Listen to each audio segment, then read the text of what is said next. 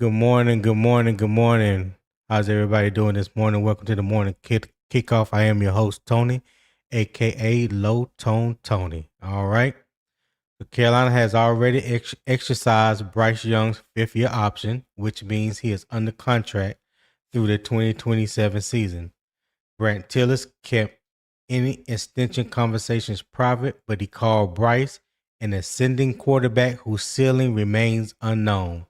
He also said the organization will see how this year plays out. That gives Carolina time, but time cuts both ways. Extend Bryce before another strong season, and the Panthers could secure their franchise quarterback before the prices rises. Wait until the season ends and Carolina receives another full year evidence, but that additional proof could become expensive. So here's today's opening debate. Should the Panthers extend Bryce Young before the season or make 2026 the final evaluation before committing long term? We will separate what Tillis confirmed from what we can reasonably infer, examine both sides of the extension decision, and establish what Bryce must prove if Carolina waits. At halftime, we will spotlight Carolina's Week 17 home game against the Seattle Seahawks. Then in the second half, we will establish what Kenny Pickett and Haynes must prove in Thursday's Hall of Fame game. Now let's shake a little honey from the tree, and we will begin with the injury and availability update. All right. And let me bring up Poppin real quick. Poppin, what's good? What's going on? What's up, man? How you doing, man? What's good? What's good? What's good? Just going over this injury and availability update. So Robert Hunt, Tommy Tremble, Mitchell Evans, and Bobby Brown all returned to practice yesterday. I'm gonna put you on mute for a second there, Poppin. Bobby Brown is coming back from a hamstring injury. Mitchell Evans is coming back from a lower ankle sprain. And Tommy Tremble is coming back from, I believe he has soreness in his knee. All right. And Robert Hunt is back and in pads for the first time this season, if I'm not mistaken. He returned to practice Monday, which was yesterday. Carolina did not announce that he was unrestricted or confirmed his availability for Thursday. All right. Also with Tommy Tremble, he was in pads after missing Fan Fest with knee soreness. Okay. Mitchell Evans did have the lower ankle sprain. They did not announce whether he was on restrict or whether he would play Thursday as well. And with Bobby Brown II, again, like I mentioned, his hamstring, and the Panthers did not announce his complete workload progression or Thursday status. All right. Damien Lewis also was out with a calf issue. Okay. We also know about Tershawn Wharton. He's going to be out for to the foreseeable future. So there definitely hasn't been no a date or timetable for his return. And also Saahdiq Charles is being evaluated with a calf. What do you say? Said no diagnosis or roster designation or timetable was announced. Look, the impact that he will have is he has been receiving first team guard work, so his availability affects the starting contingency plan and Thursday reserve offensive line. So we will see how that play out come Thursday for the Hall of Fame game. All right. And that's it for the injury report. All right. So the first half is definitely talking about the Carolina Panthers. And of course, should Carolina extend Bryce Young now or wait until the 2026 season is complete? That is the topic of the day. I guess you could kind of say some of the same information was brought out in the interview with Brent Tilis yesterday. Some things he seemed hesitant to speak on. They was trying their best to get answers out of him. He was doing his best not to try to show his hand or give anybody any indication on where the team, the organization was leaning when it comes to Bryce, um, his contract extension. But here are the facts, though. Carolina exercised Bryce's fifth-year option, so he's under contract through 2027. Tillis did not confirm an offer, deadline, or active negotiation. He said extension conversations would remain internal. Tillis described Bryce as an ascending quarterback whose ceiling remains unknown. He said the organization will see how the year plays out. Bryce helped Carolina win the NFC South last season. Canales has praised Bryce's faster processing, anticipation, chemistry, and leadership.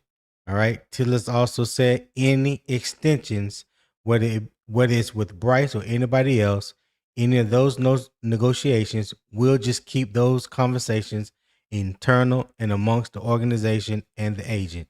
He also said we'll just see how the year plays out.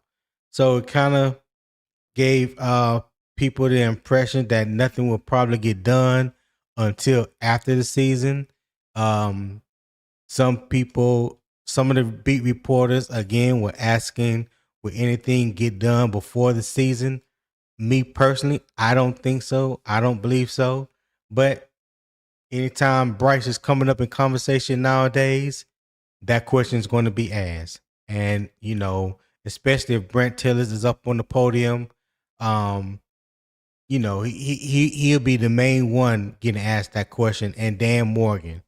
I think Dave Canales right now is more focused and controlled about the season than any contract negotiations. So, Poppin, what's up with you, my brother? Top of What's the up, morning man? to What's you.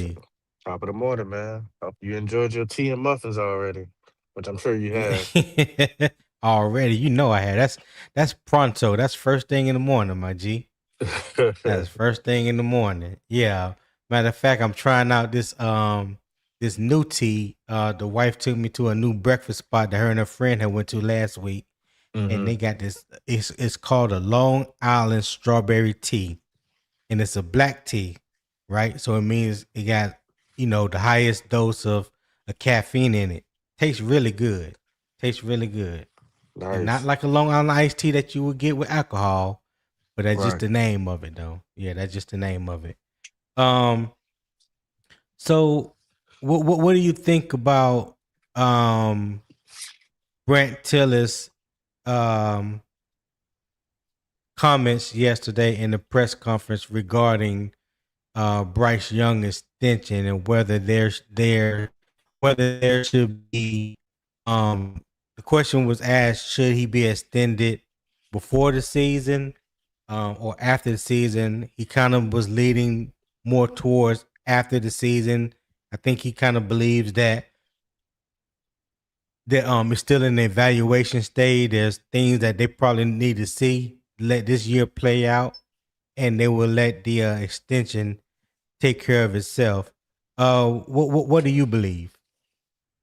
Uh, well, I figured a lot of people are gonna go live talking about their favorite player, Bryce Young, this week.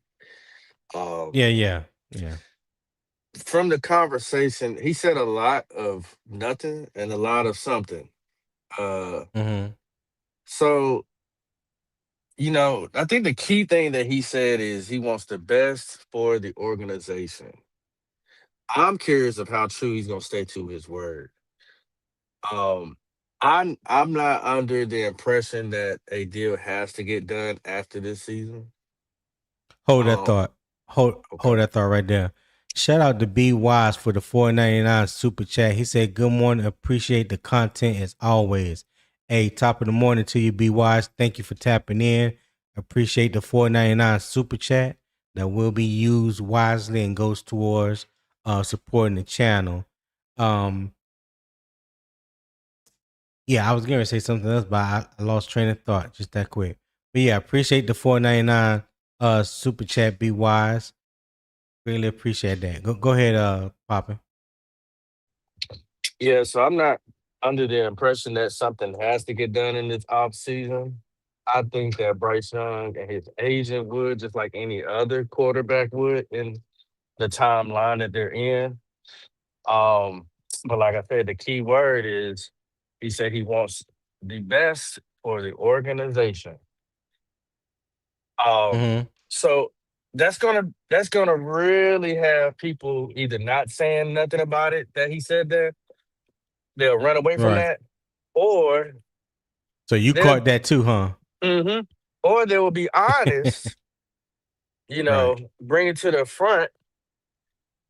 And because when you're listening to these guys talk, you almost gotta sit here and decipher every single thing, to try to get you a couple, you know, little trails of where they're trying to go. He definitely made sure that he wasn't trying to give up too much, um, in the conversation of what's been taking place in the back, but they have definitely have been talking.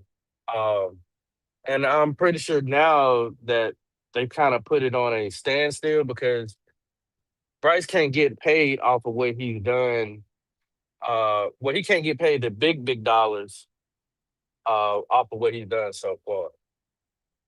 So that being said, um, I'm not like I said. I don't think that just because he has one good year that they're going to be impressed to go ahead and give him a whole boatload of money. I think they would tag Right. him again and say, "Okay, prove it to us," um, because you don't want to be in that Tua situation. Uh, and there's other examples of quarterbacks that got paid and did absolutely nothing. So we'll see. Okay. All right. Let me give a shout out to everybody in the chat. Not V Kalu 24 said good morning, fellas. Good morning, Not V. Appreciate you for tapping in. Make sure you guys hit the like button on your way in as well. B Amos said Big Tone. What's going on, B Amos? Appreciate you for tapping in, my guy. Thank you for being here this morning. Candy Girl said morning, everyone. Morning, everyone. Good morning, Candy Girl. Thank you for tapping in as always.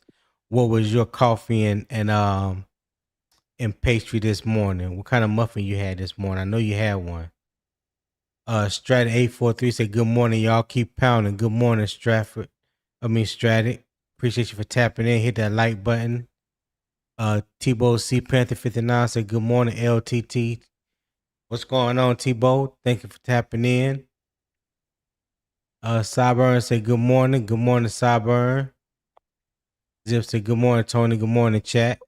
Good morning to you, Zip. Thank you for tapping in. You guys make sure you hit that like button on your way in. Rock Jones said good morning, cousin. What's good, Rock?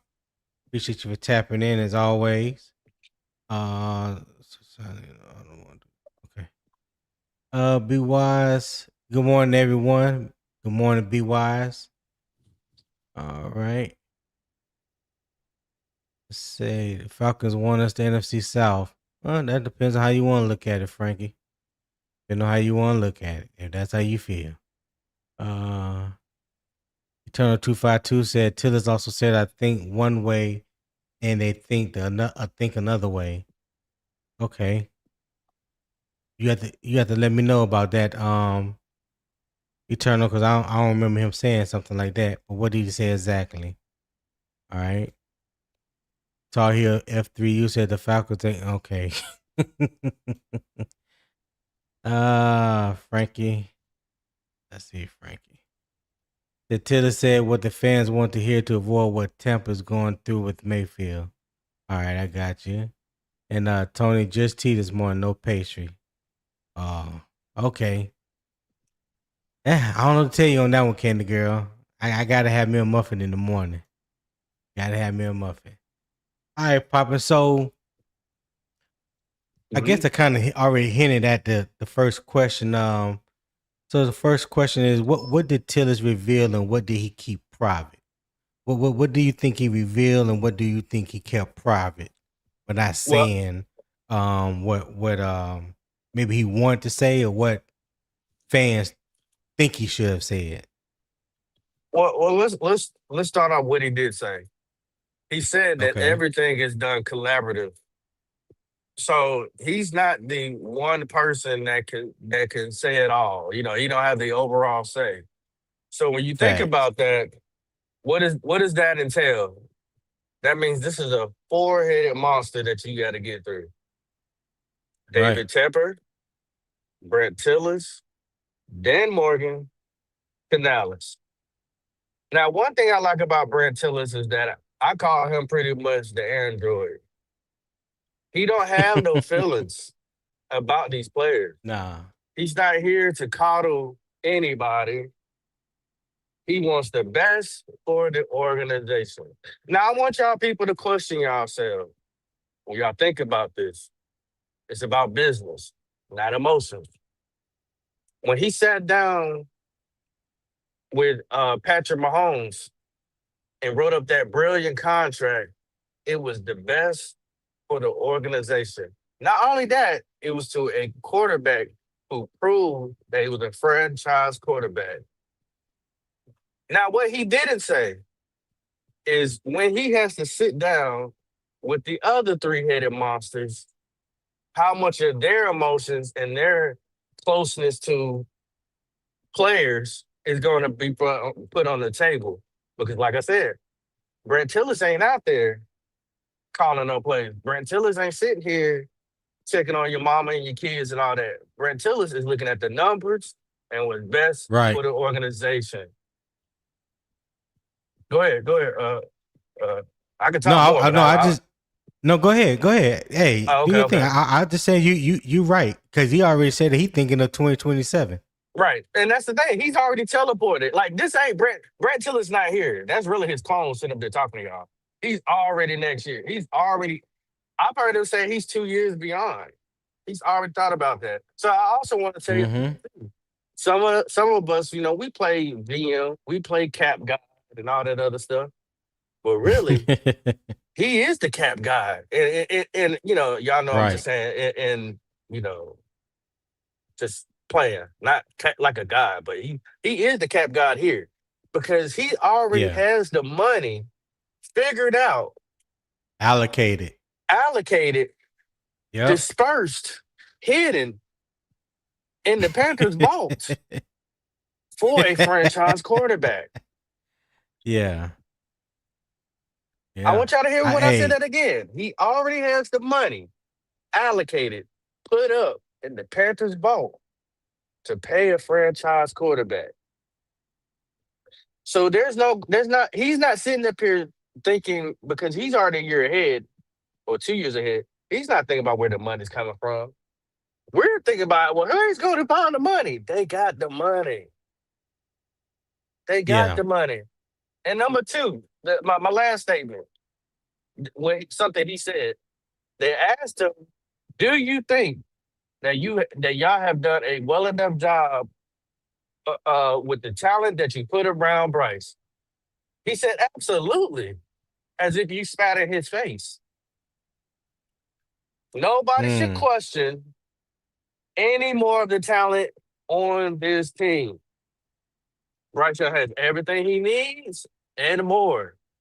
People just got to go out there and perform. But no matter what happens, it's going to come down to y'all beloved Bryce Michael Jackson Young.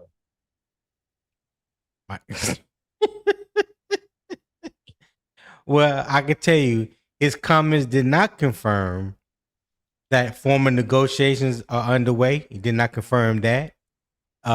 He did not confirm that Carolina has submitted an offer.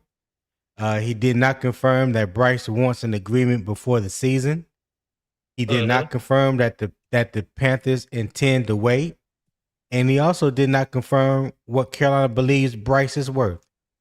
He has those five things he did not confirm yesterday in that press conference.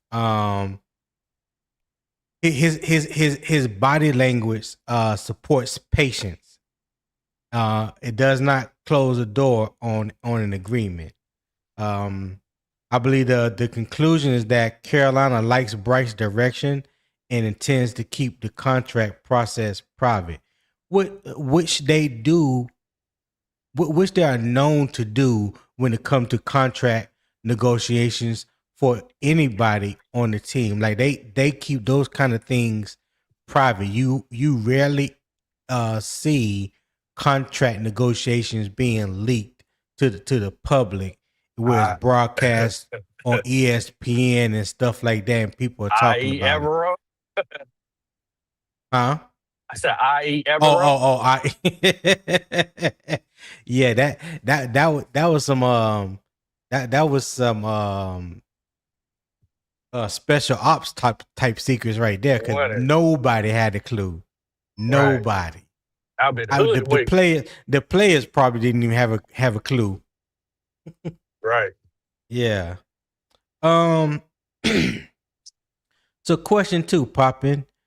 Yeah. Would extending Bryce now create value or force Carolina to price incomplete evidence? Will it force value or do what? No, would extending Bryce now create value or will they force Carolina to price incomplete evidence? Meaning, if they're still evaluating, Oh yeah, yeah, you got yeah, me? yeah. Okay. It's the second one. I mean, there's nobody in their right mind. If you look at stats, numbers, so that's the thing that I want people to understand. Mm-hmm.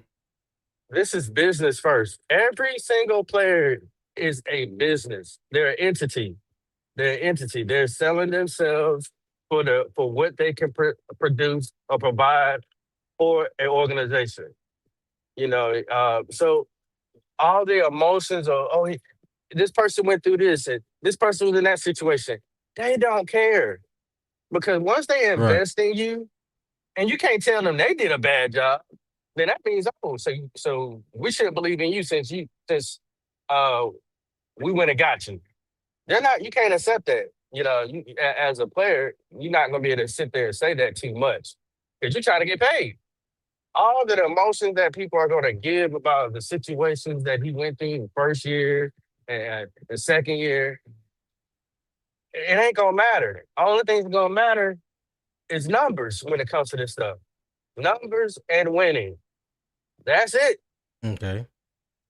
So So so so do yeah, you believe that he should get an extension before the season or he should wait? absolutely not. Absolutely not. You have to show me, and you're gonna have to show them that this is gonna be well money spent. You got to think about it, Tony. They've already invested. Have they gotten back in from their investment? When they look at their No. receipt, they're like, "Hey, hold on, they still owe me some." Take this back. Let's see if we can work out something. Y'all, this is Yeah. off. So Well, what about another strong season? If he have another strong season like he did this past season, that was a that could strong increase season to the you? price. I'm just See, saying. no, Tony. Hold. So okay, so let me answer the question. Of Okay. his 3 years that he have played thus far, Uh-huh. last year was the strongest season that he has had thus far. Okay. In his 3 years, year 3 was his strongest season, in my opinion. So if he goes out and have another season or better than last season, don't you believe that the price will increase? His value will go up if that's what you're asking me. His value will go up Right. as far as where he's marketed today. It will be different after the season, but that doesn't give him any more. It will give him a little bit more push to want to get a contract. But once again, it's business, right? You Mm-hmm. give me consistency, right? They want to see consistency. We all want to see consistency. We want to Right. see consistency winning, and they want to see you consistently moving up and elevating within your game. 1 year, and just because you did 1 year better than last year, which was below average, that's the thing, y'all. This is the thing they're gonna talk about. They're gonna compare him to everybody else. You can't compare Bryce to nobody else. Sorry, that's not how it works. because the market does. The market compares every quarterback to the next quarterback. That's how other quarterbacks get paid. Just look at the franchise players in the game. They'll take 1 more million more just so they can be the highest paid so and so, right? See, If the mark Go ahead. no. Go ahead. Go ahead. Go ahead. So if the market is set at a certain presentation or level, and he's below all the other quarterbacks in his stats. And I don't mean stats that you can, just throw out there that, just all of a sudden, like big time throws, they're not going to talk about that in the season. I promise you that. They won't. Because it has Right. so many different variables to it. But they're going to stick to the main thing and keep it the main thing when it comes to negotiation. And he's been below Right. average. That's just the truth.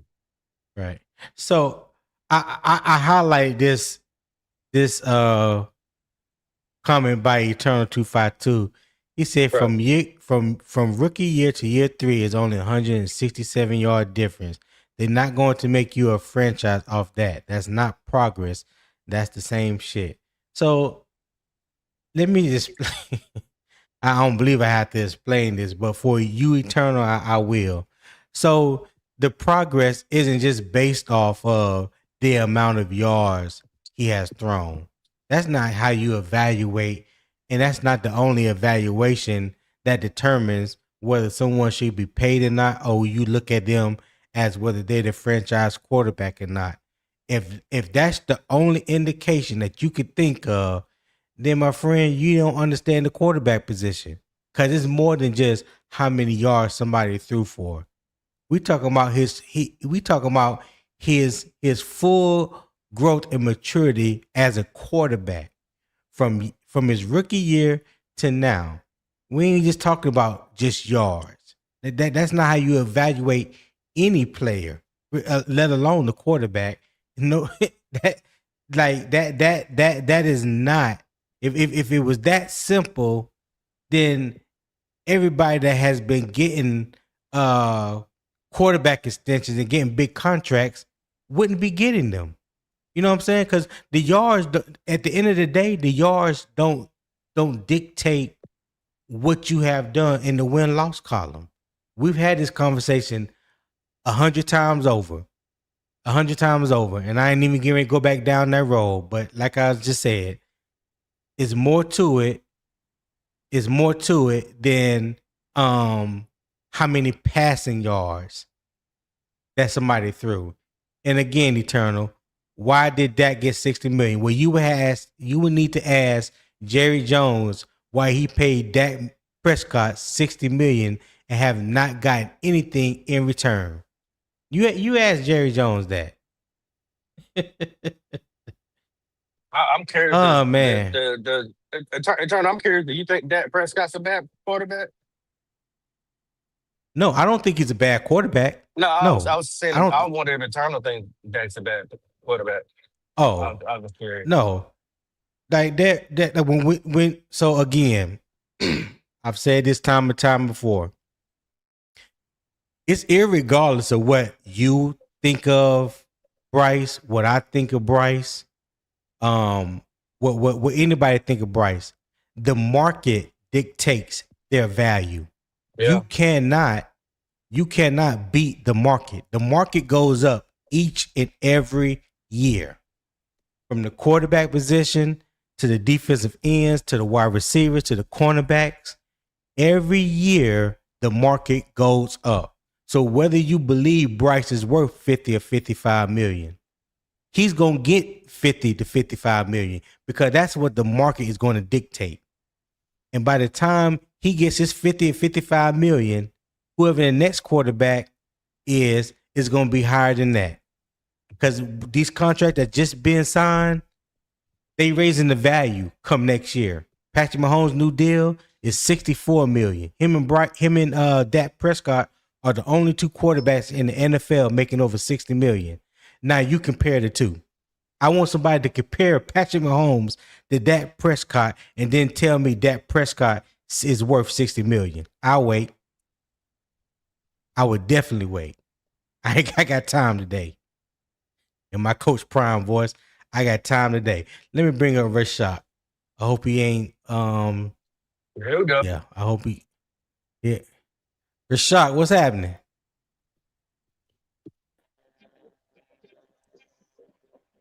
Yo, what to do?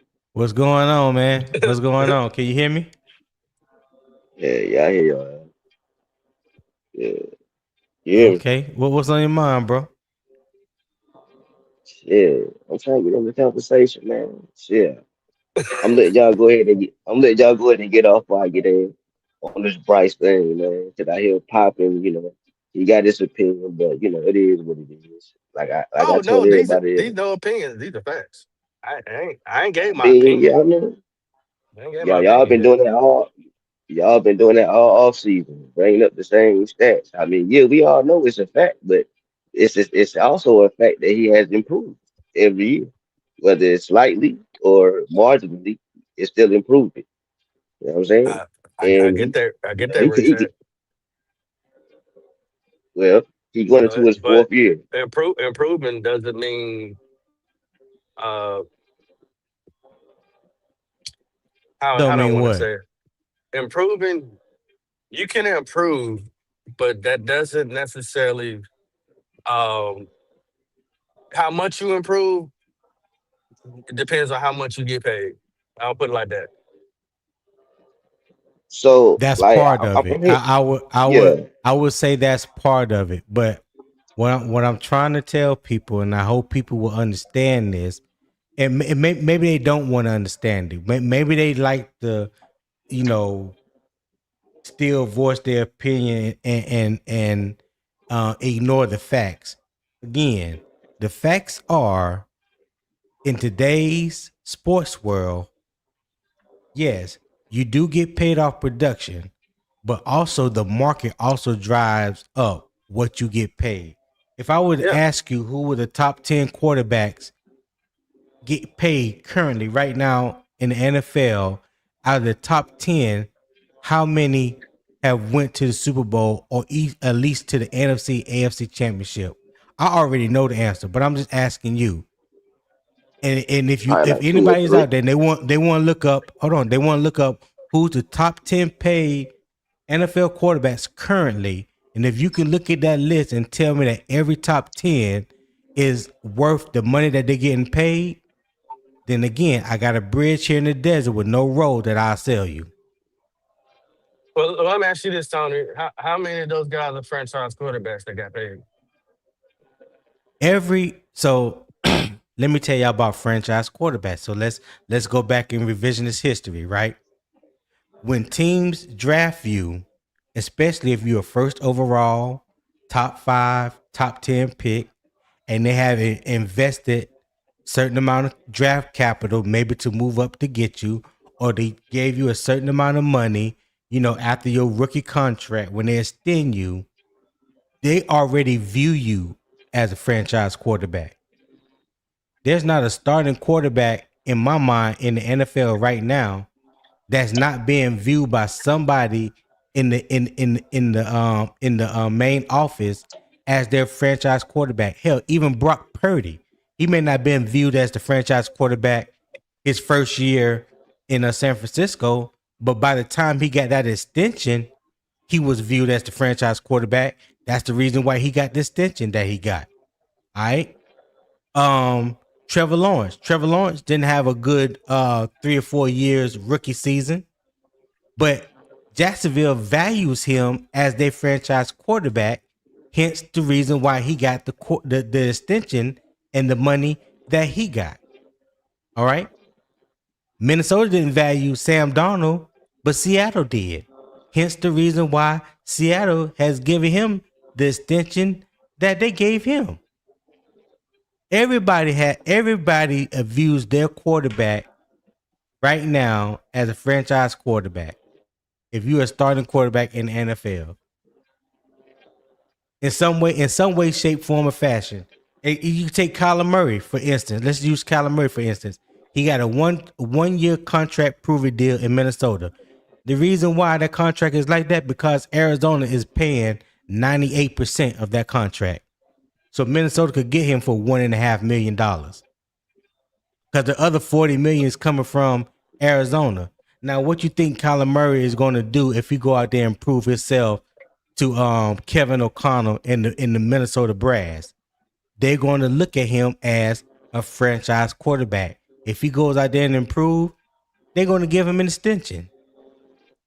Whether it's a team that drafted you or traded you to another team, at some way, shape, form, or fashion, these GMs, these owners, these head coaches look at their quarterback as a franchise quarterback. Now, I just wait for somebody to tell me any different. Make it make sense to me. Go ahead, Poppy. What you want me to make sense of? Any of it. I'm not disagreeing. What? I mean, who? No.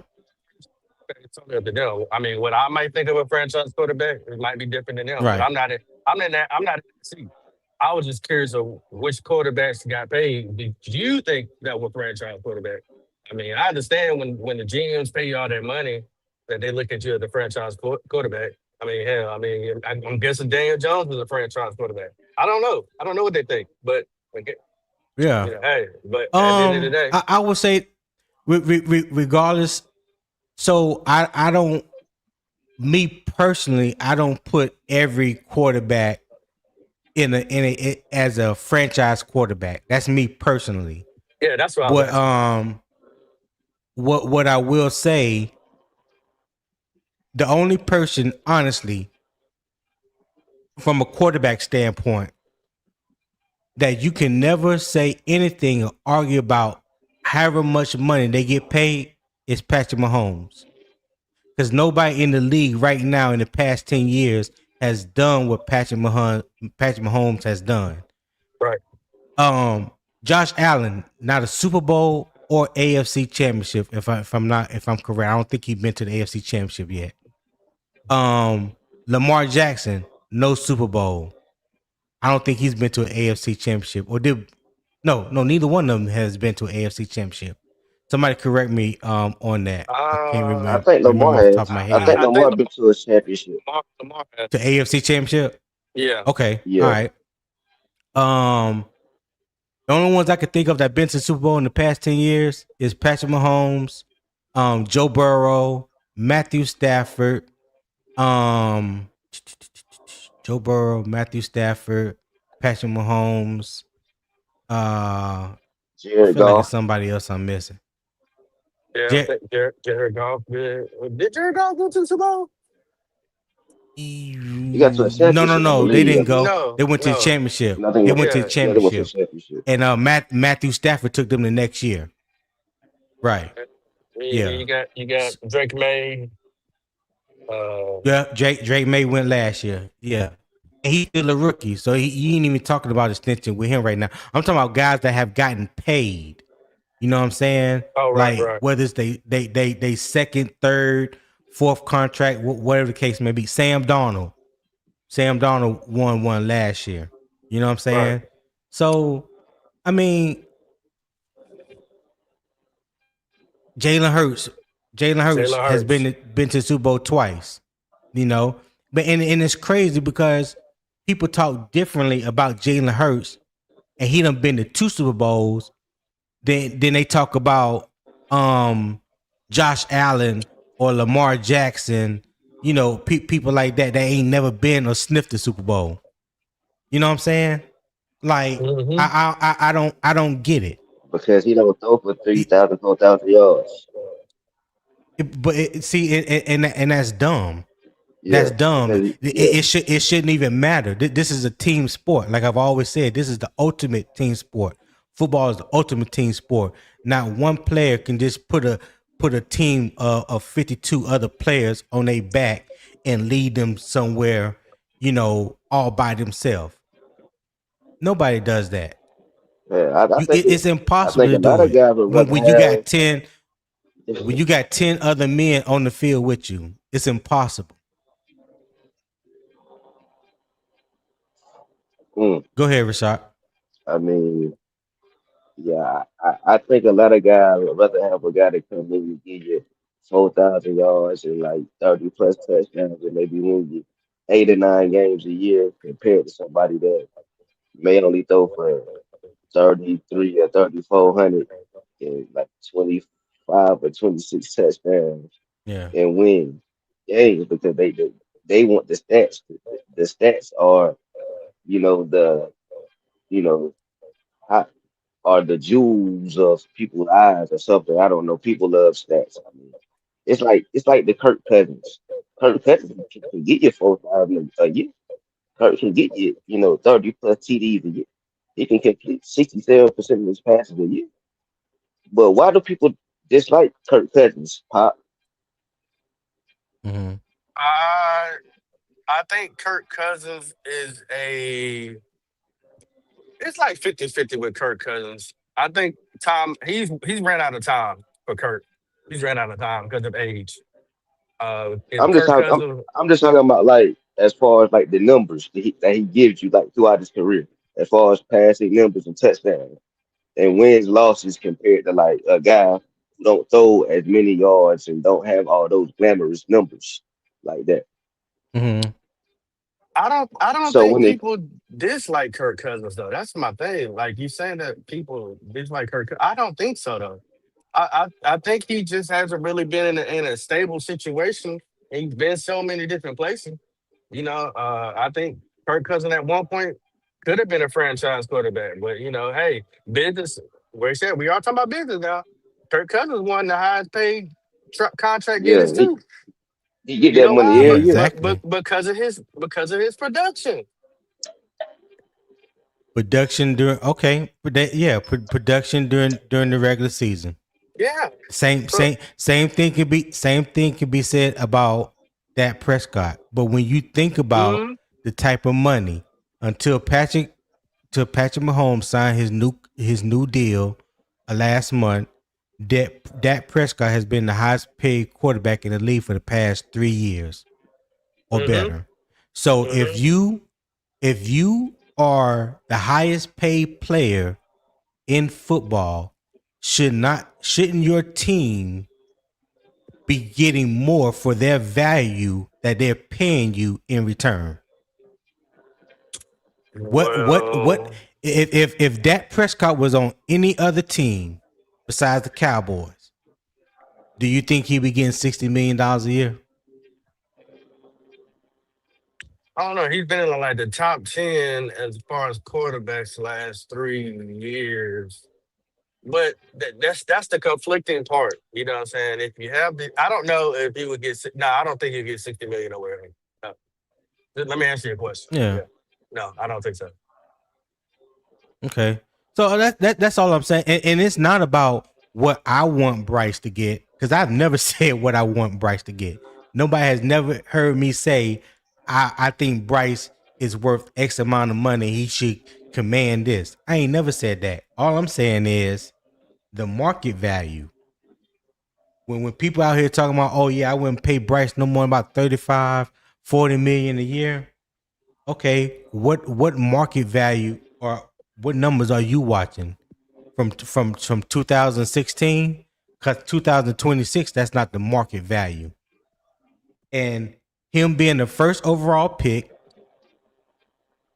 um, getting ready to go into his contract extension, the capital that was given up to get him, all that plays into a factor.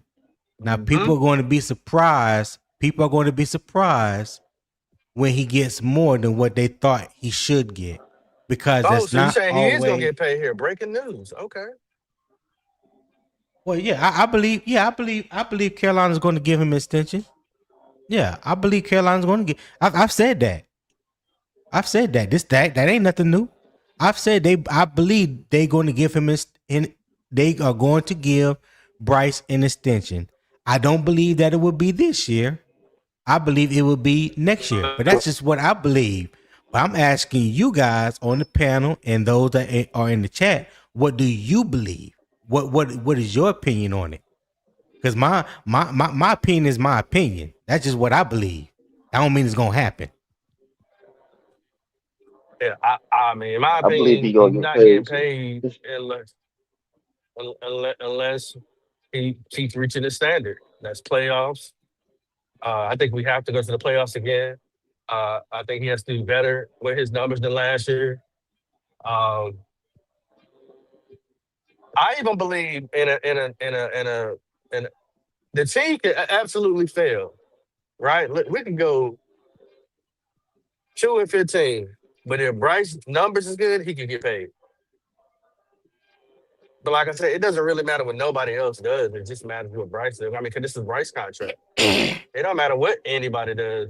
It ultimately up Hmm. to what Bryce do on that field. Everybody can be but if Bryce go out Right. there and they see that his targets is on point, but somebody dropping the ball. They see that he put his body on the line. They see that he's Talk to him. taking control of the offense. He will get paid, you Talk to him, know. I don't Poppy. know. Now that's what I'm talking about right there. What you just said, because it all goes back to how they evaluated Bryce from their first year with him, which was his second year. They're gonna look at the evolution that they believe that he has had from his rookie year to his second year to his third year. Not just about how many yards you thrown, but everything. I can honestly sit here and say Bryce don't look like the same quarterback mentally than he did his first year. When he got benched those first two games, I was glad he got benched because those first two games, he looked like a shell of himself. He looked like a deer in headlights. And I've said that on live. So I was glad he got benched because I did not think he was ready. Now, I was shocked. whatever conversation that was had between week 3 and what was that, week 6 when he came back popping. I think he only missed like 3 games Uh, when He because missed like six. Andy Dalton got in the accident. No, he didn't. No, he didn't. No, he missed 1 game his rookie year, 3 games year 2, and 1 game last year. Nah, So no, yeah, no. Bryce got bitched for like at least like 5 or 6 weeks. no, it wasn't that long. Go back and check. Yeah, his second I've year he already got done that.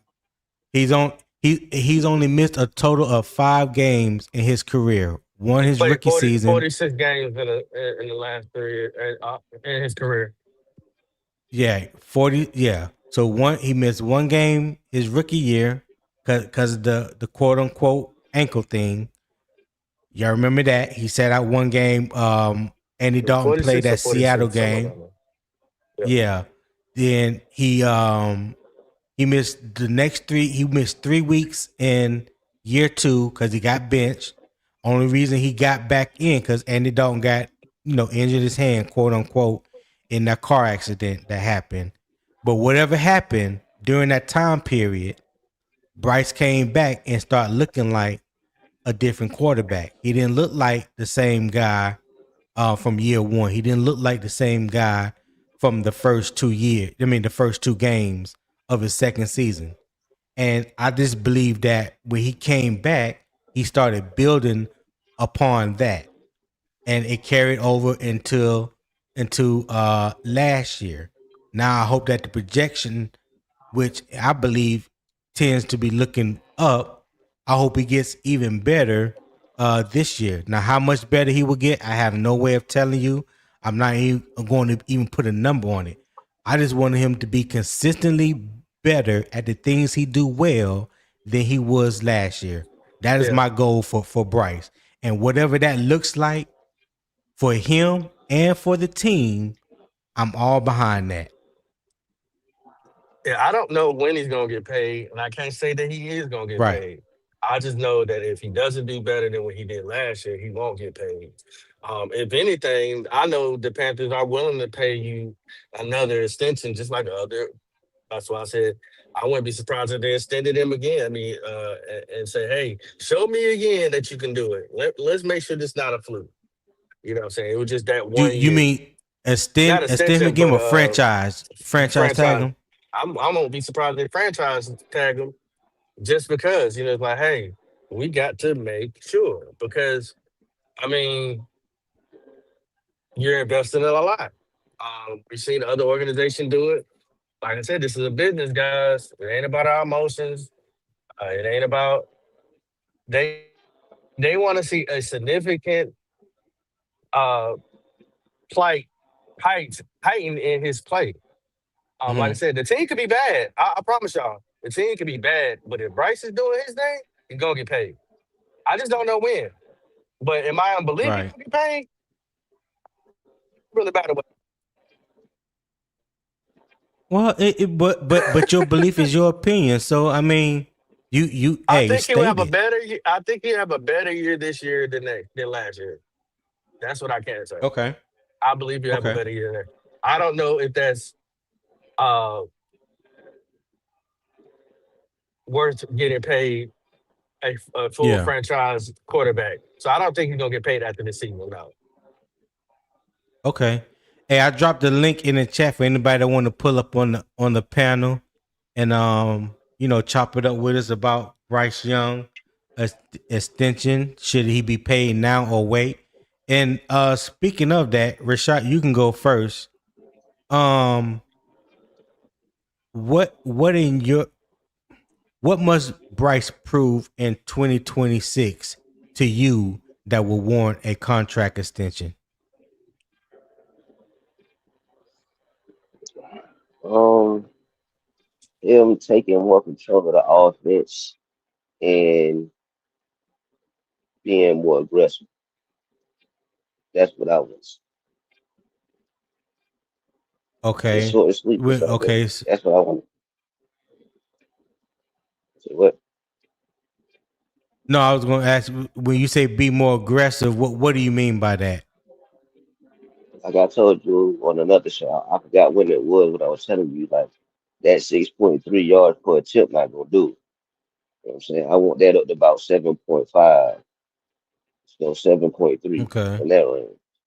I want it to be higher, but if you can get it up another, 12, to get it to about 7.5, that's what I want to see, and I want it to be more aggressive. Not none of that, just dinking and dunking. Want to do that short, and take control of the offense. If you see something you don't like, call out of that audible. You know what I'm saying? Take control of the offense and be more Right. aggressive. That's what I want to see. Okay. Poppin, what you think? What do Bryce need to prove in 2026 to warrant a contract extension? What he needs to prove? Yeah, Um, Consistency.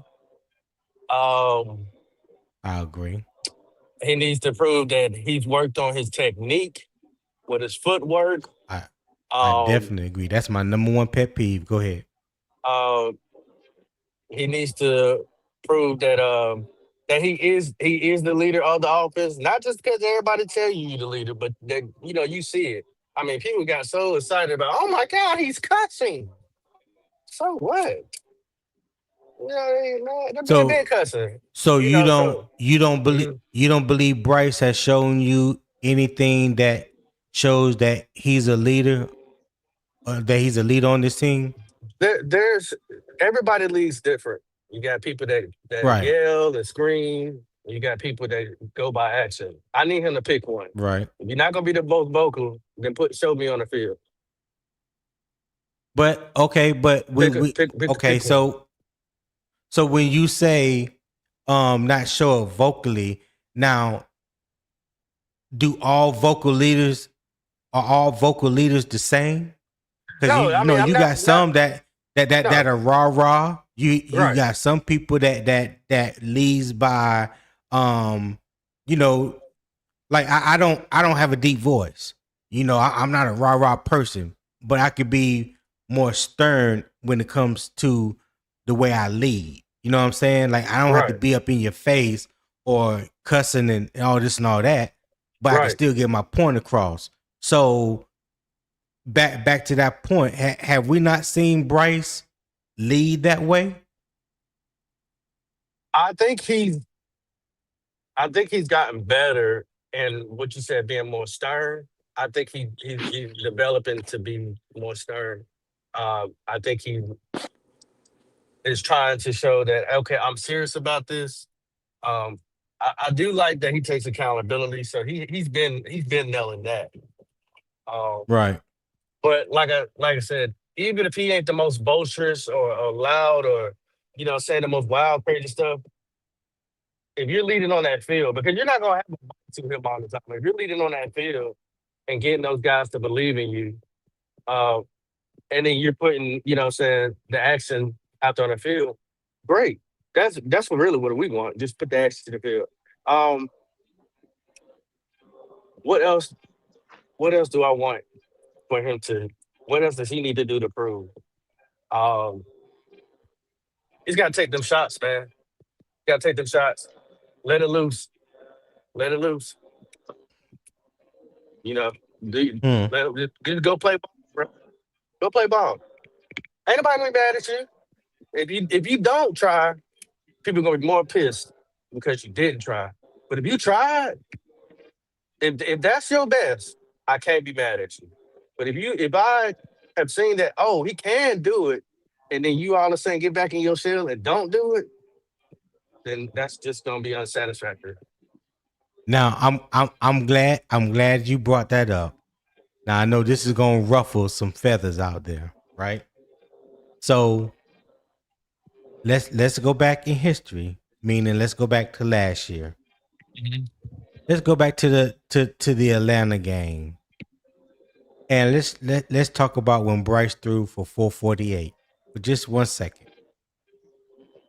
And I've had this conversation time and time again as well. Right. So you can't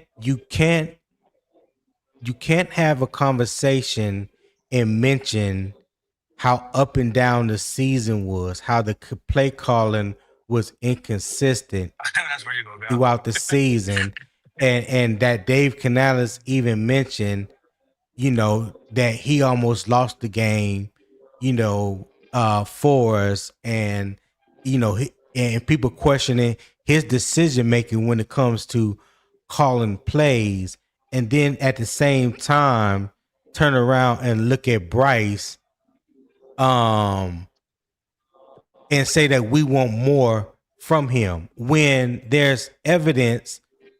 When I looked at that, let me just tell you how I looked at that Atlanta game. When you as a coach have full confidence not only in your quarterback but the receivers, and then the quarterback has confidence in the receivers, and they go out and do something that they haven't done, meaning Bryce Young, and since he's been in Carolina, and he goes out there and he throws for almost 458 yards on the number 2 or number 3 ranked pass defense in the league at that Mhm. time. And then you fall back the following week against the 49ers and act like you are a gunshot, like you can't pull the trigger. In my mind, I put a lot of that on the play caller, because when people say I want to see Bryce take shots, I want to see Bryce be more aggressive. When he was aggressive, when he was allowed to be aggressive, when he was allowed to take shots, he put up almost 450 yards on a team. Mhm. So when he goes out the following week and you playing a pass defense that's ranked in the I think like 25 or bottom half of the league, am I gonna put all that on Bryce, or am I gonna put some of that on the play calling as well? Because if you look at the game, the play Mhm. calling, the play calling from that San Francisco game as Mhm. opposed to that Atlanta game was like night and day. It is. It was like night and day.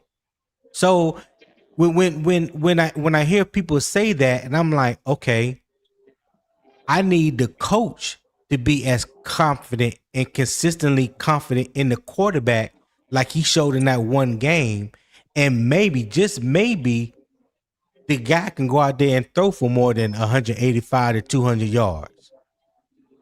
Yeah. So we seen it. We know what it can look like. and I was praying. Oh my God, I was praying. I was like, this is the blueprint right here.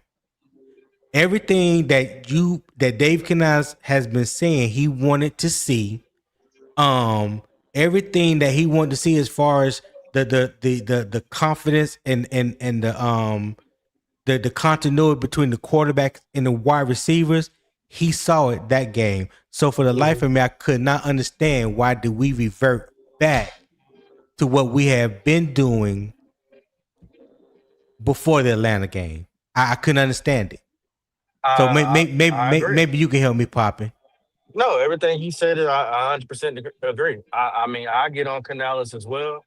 His inconsistency also has hurt the team as well. So he did a lot of good things. He did a lot of bad things, up and down, Right. seesaw.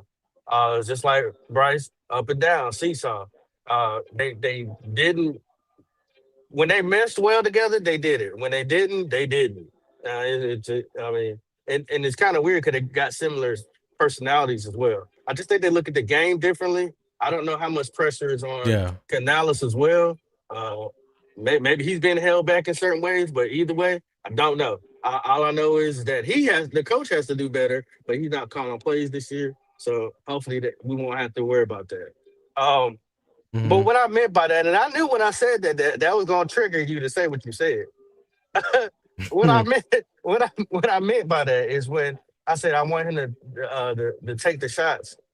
I just want him to survey the landscape a little bit more. Just survey it a little bit more because there were some plays you left out there, in which there always going to be some plays left out there. But Okay, us thank you. being I'm glad us you being said that.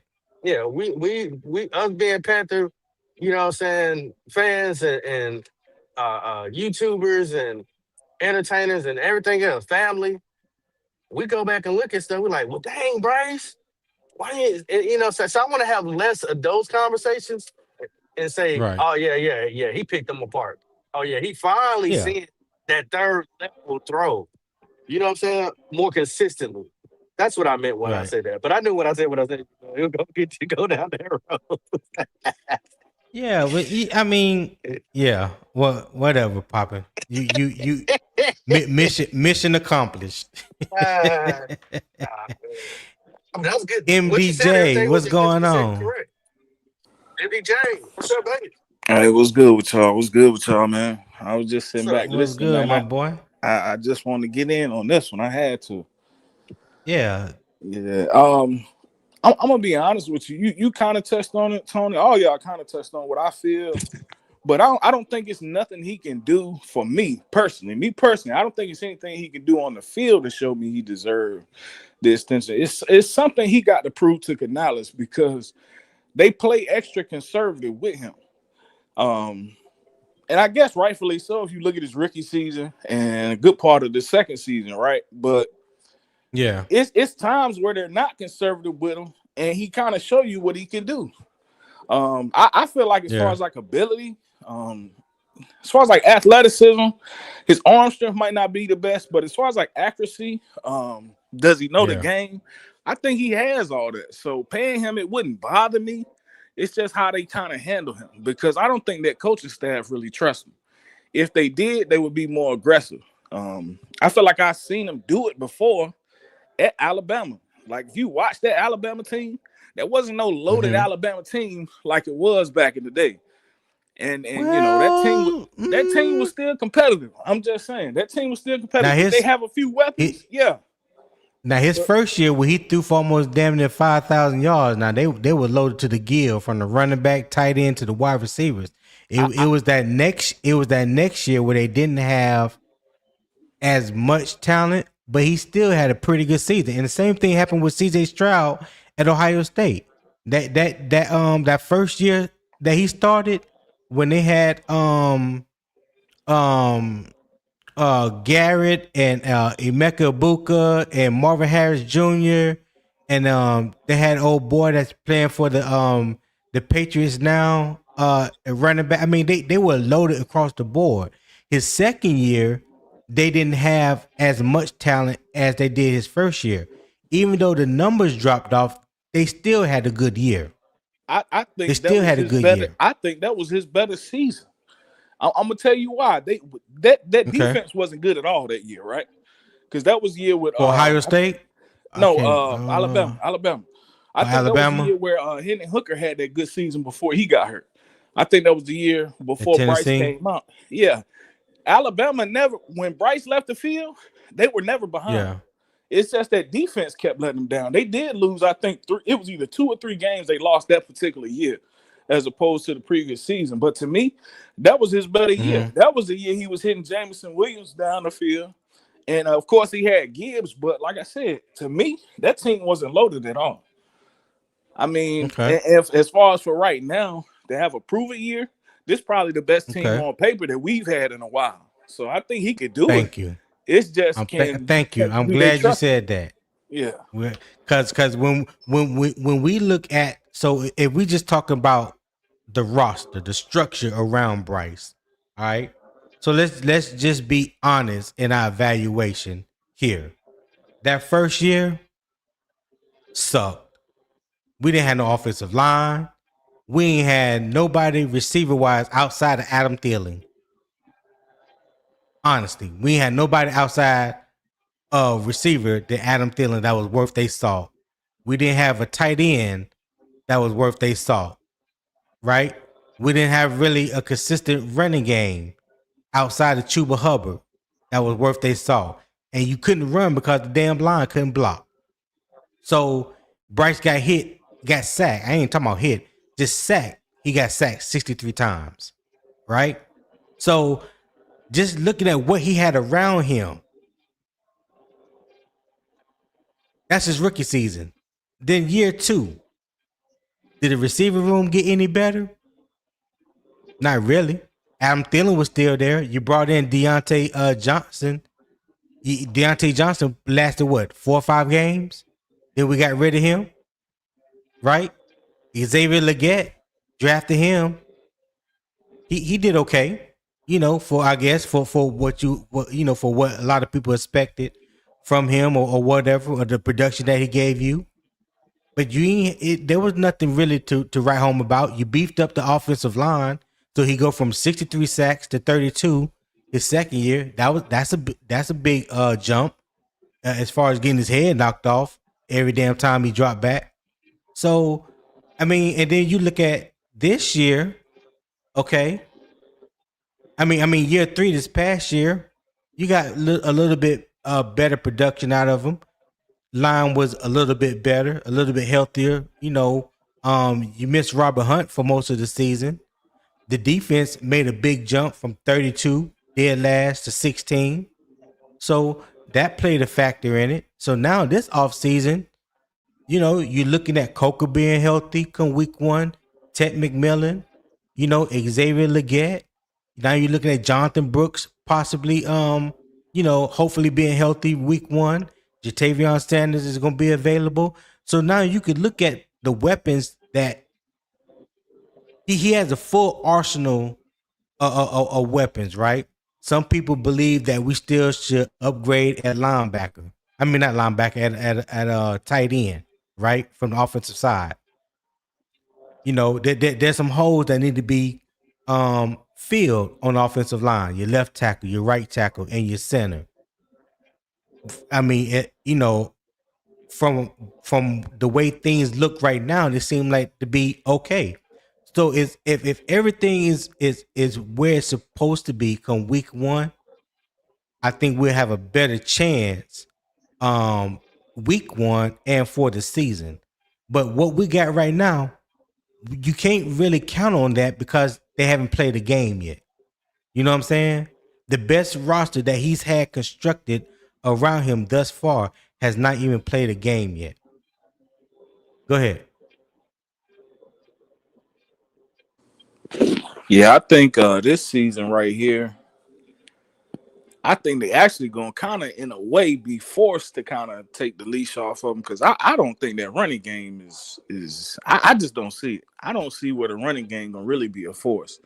The O-line already kind of nicked up, which I still think they'll be fine, but they already kind of nicked up. So I think it's going to hurt the running game more than anything.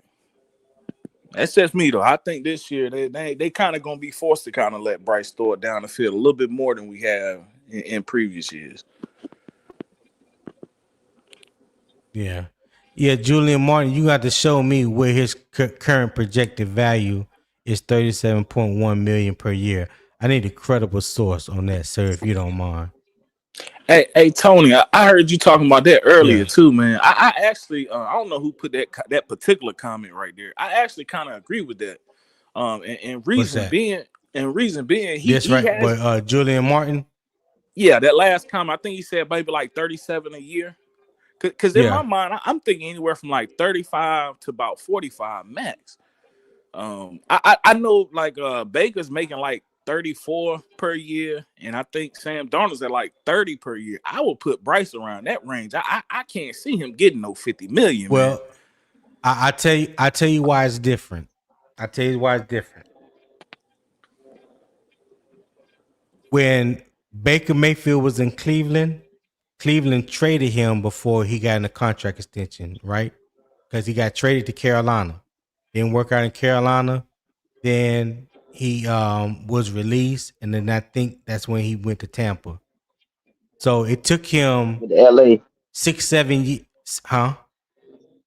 with the LA first. Yeah, that's right. He did go to the Rams. I'm sorry. That's right. He did go to the Rams. He went to the Rams, then he came to Carolina, and then went to Tampa. So it took him to get to his fourth team to he got a contract that was worth his value where he was drafted. Sam Darnold went from the Jets to Carolina to the 49ers to Minnesota, then Seattle. That's 5 teams. That's 5 teams before he got a contract anything close to what he's probably worth or even more.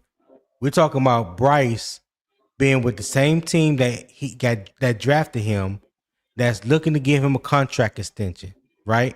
And I believe it'll happen. So if it happened, his number is going to exceed Baker and Sam. Just based off of How long did him Sam being with sign this. for? It's a 3-year deal. It's a 3-year deal. Yeah, it was 3 years, 100 million. So he making like 33 million a year. Yeah, okay, Frankie. Yeah, okay. So he went from Carolina to LA, then to Tampa. Okay. Thank you for the information. So, but either way, neither one of those guys got a contract extension from the team that drafted them. When you look at Trevor Lawrence, the Jaguars gave him a contract extension. They drafted him. When you look at Brock Purdy, the 49ers gave him an extension. They drafted him. When you look at when Kyler Murray was in Arizona, he got a contract extension with them. They drafted him. So 9 times out of 10, if Bryce is going to get extended, which I believe he will, I don't know what he will make exactly, but I believe that he will make more than $35-40 million just for the simple fact he is with the same team that's drafted him, and they look at him as being an ascending player that's getting better each and every year. This is what they have come out and said publicly. So if they believe that, if they believe everything that they have said about him and the progression that he has made, he is going to get near market value. Now, what the market value would be at the end of the season, I have no idea.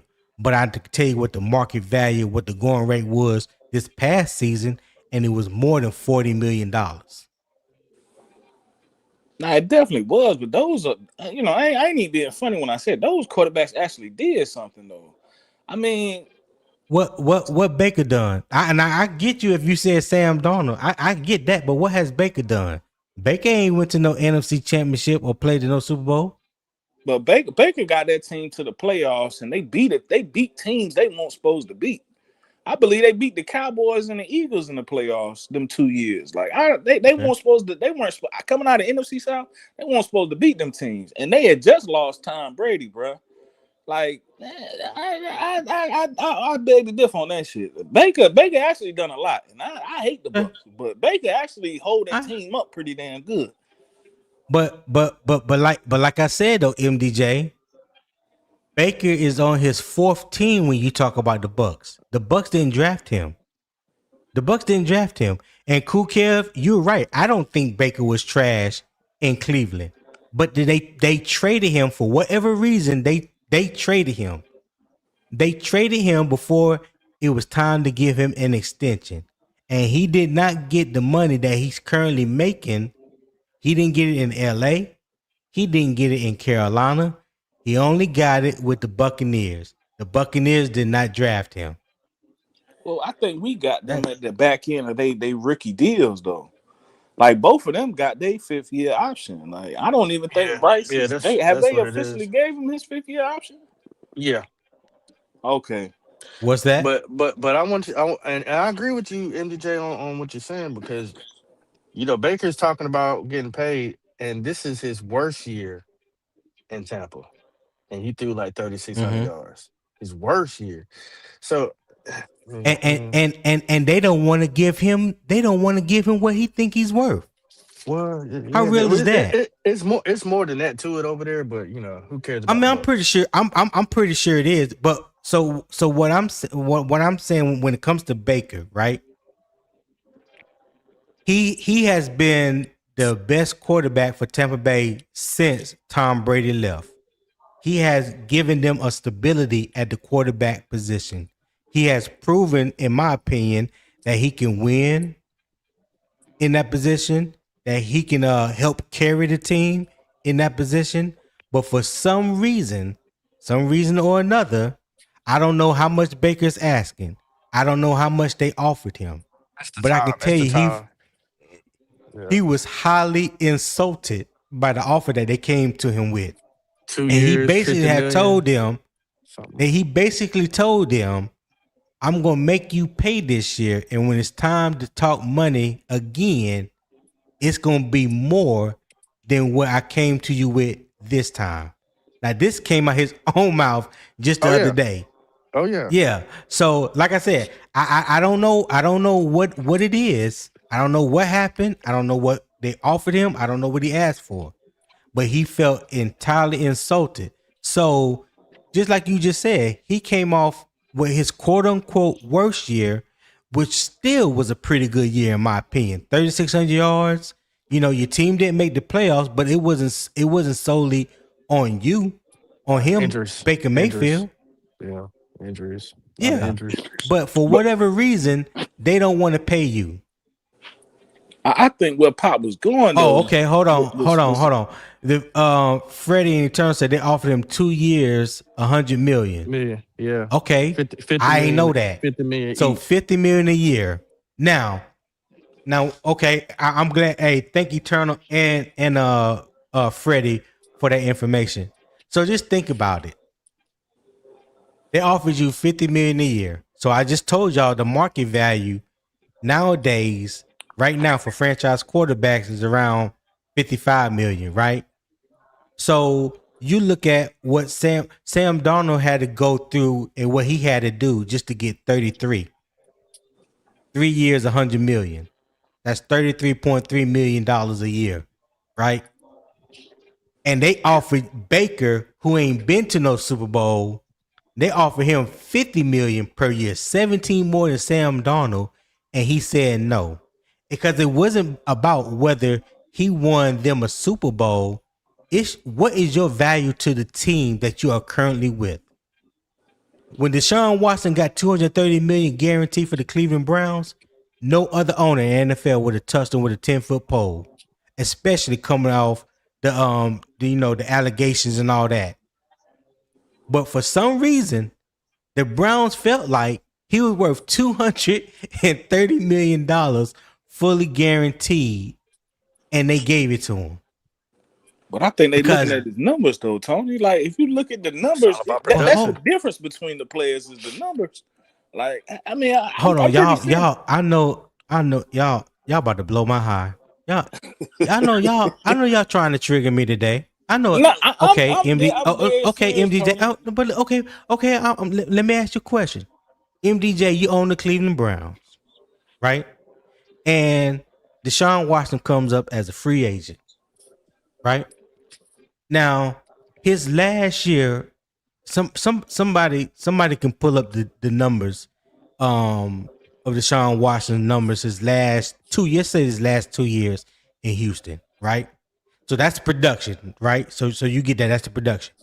So now all these allegations, the rape allegations, allegedly, come Great. about, Great. right?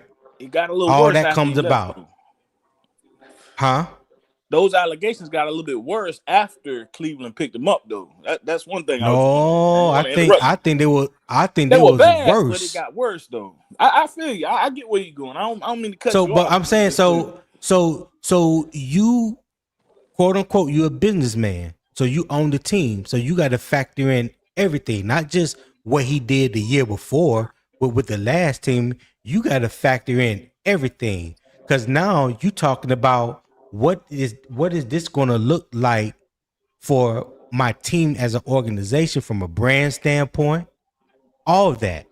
What are the people, of the city of Cleveland is gonna think about this? I mean, they got to factor in all these other things more than just production, And for whatever reason, they came to the conclusion that bump what he's being charged with.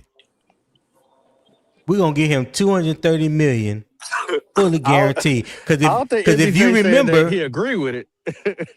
I definitely if don't agree you with them allegations.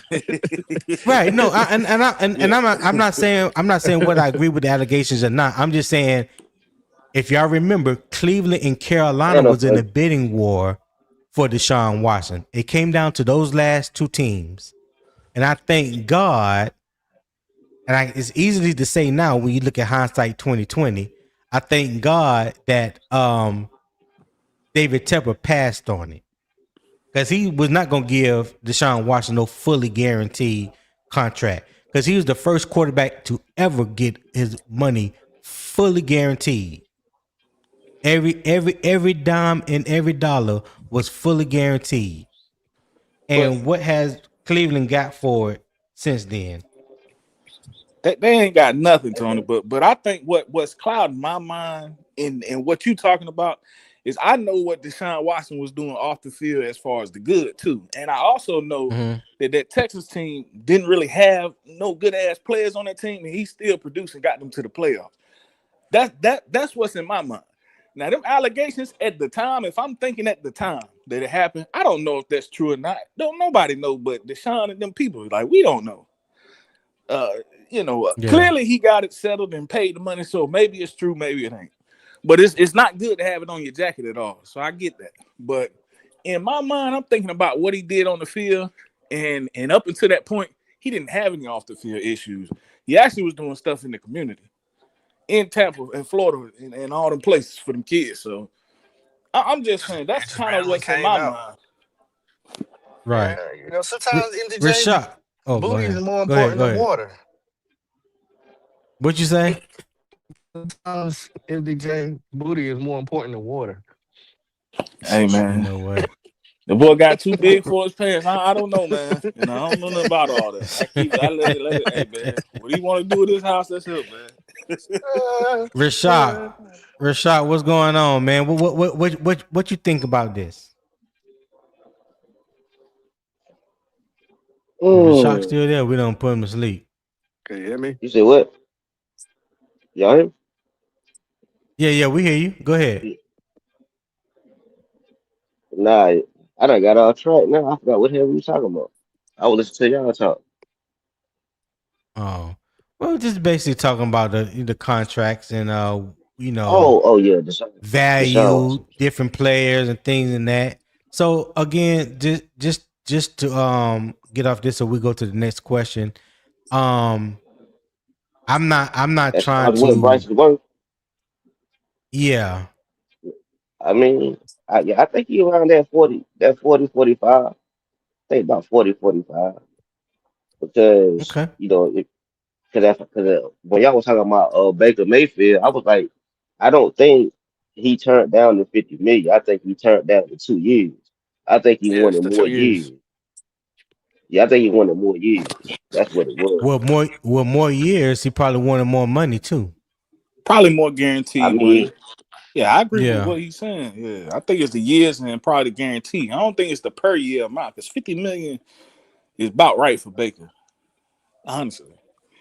And that's only Okay. factoring that he ain't been to no conference championship or Super Bowl. Factoring what you were saying, Tony. But Yeah. as far as what he can do for a team that don't really have a lot around him, he kind of elevated team. Yeah. And I don't think right now Bryce ain't doing that right now. I ain't saying he can't, but right now he definitely ain't doing it. So that's why I Hey, say hey, about real 40, 45. Hey, real quick, hey Rashad, let me drop you off real quick because I'm gonna bring up another guest on the panel. So if you don't mind, let me drop you off. all right. All right, Rashad. All right, man. All right, I should Rashad, we'll go. holler at you. PT. Hey, Pop. I'm gonna come to your show. I'm gonna come to your show now. Yeah, I yeah. I don't should even be know when doing you go something live. Wednesday should be the day. Tomorrow. All right. All right. Around what time Pu- you be going live? Use around between 6:30 and 7:30. Pull up. All right, for sure. All right, I got you. All I'll right. let y'all. But hey, All I'm be in right. the comments though. I ain't gonna know. I'm be in the comments. All right. All right, Rashad.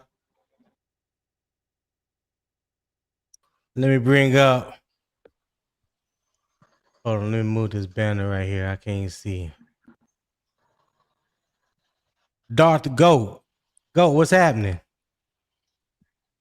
Well, good morning. Good morning, fellas. Good morning. Good morning. What's going How y'all on? making Hey, it? Top of the what's up with morning you, to you, family? fellas. I can't. I can't call it, man. You holding I it? couldn't You sit holding it in for the it too much road, longer, Bill? man. Yeah. Hearing this pander. MDJ, you're exactly right. Baker better than Bryce. I wouldn't pay Bryce Young a wooden nickel. Uh, I dig Never it. ever a wooden nickel. uh, The sooner he gets so off this team, the better. okay. All right.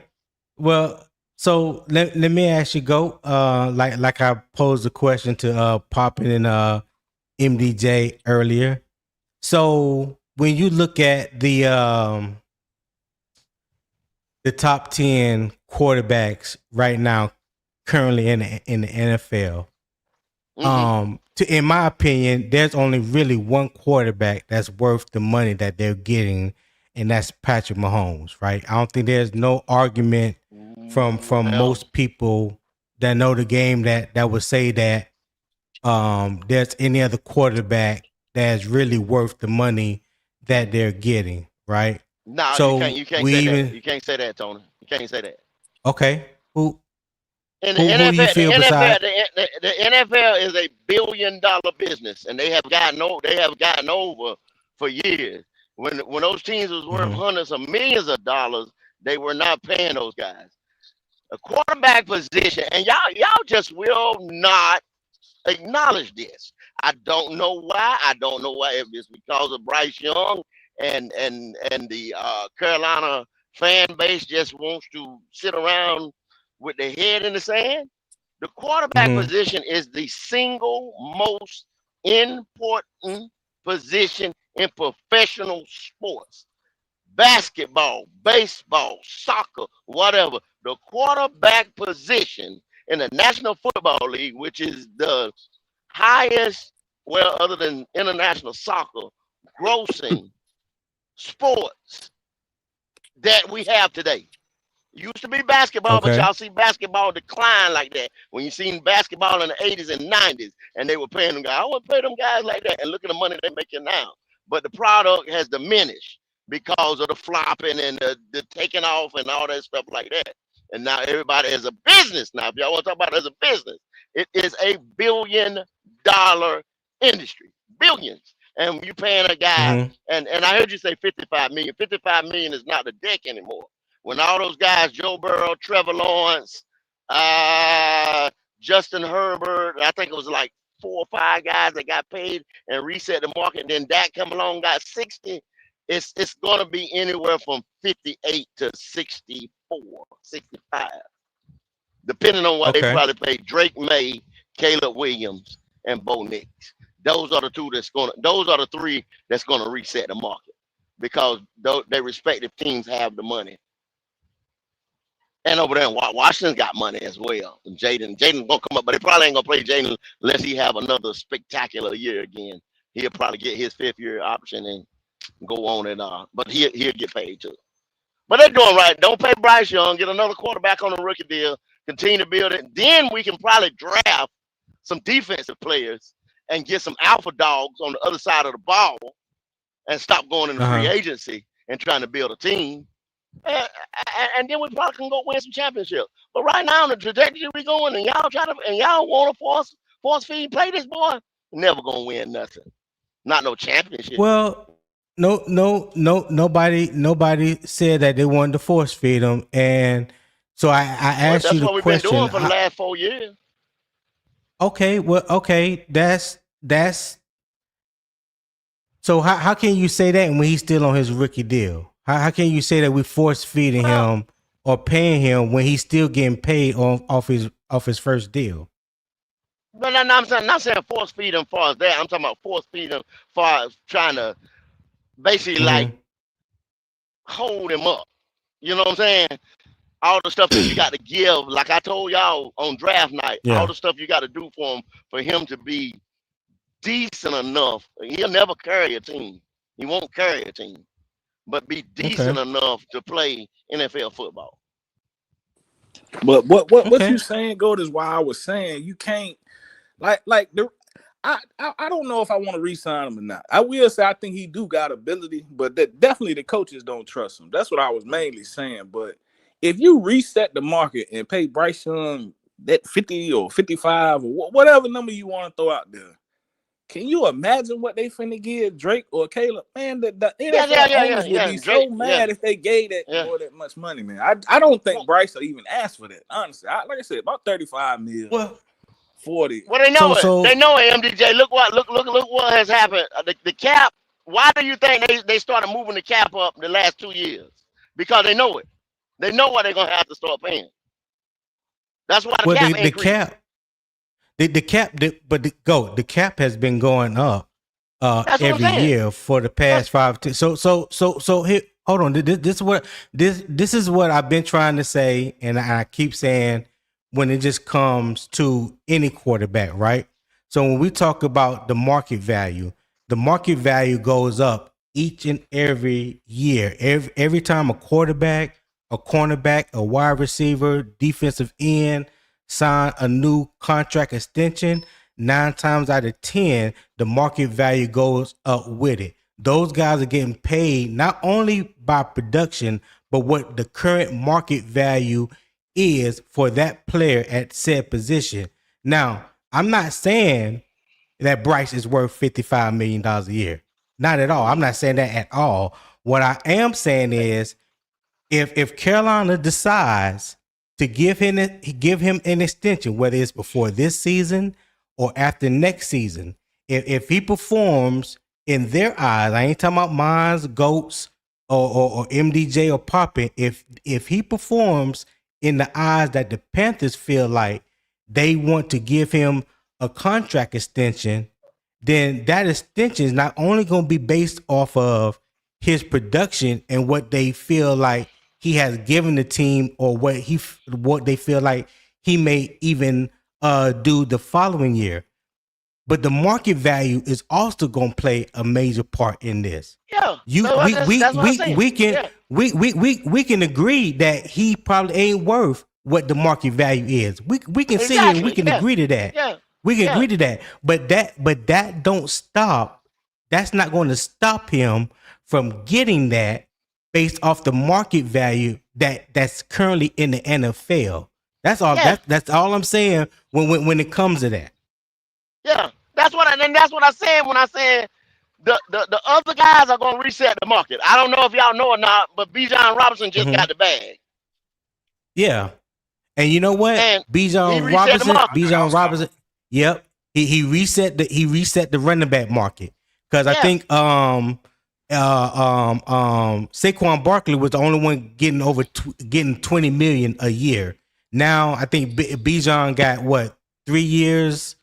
3 years, Was but it the two guarantee money was years? 51 million. Like he just blew it out of the water. Okay, yeah, I don't know what it is. Somebody put it in the chat, but I think his annual per year is higher than Saquon's now.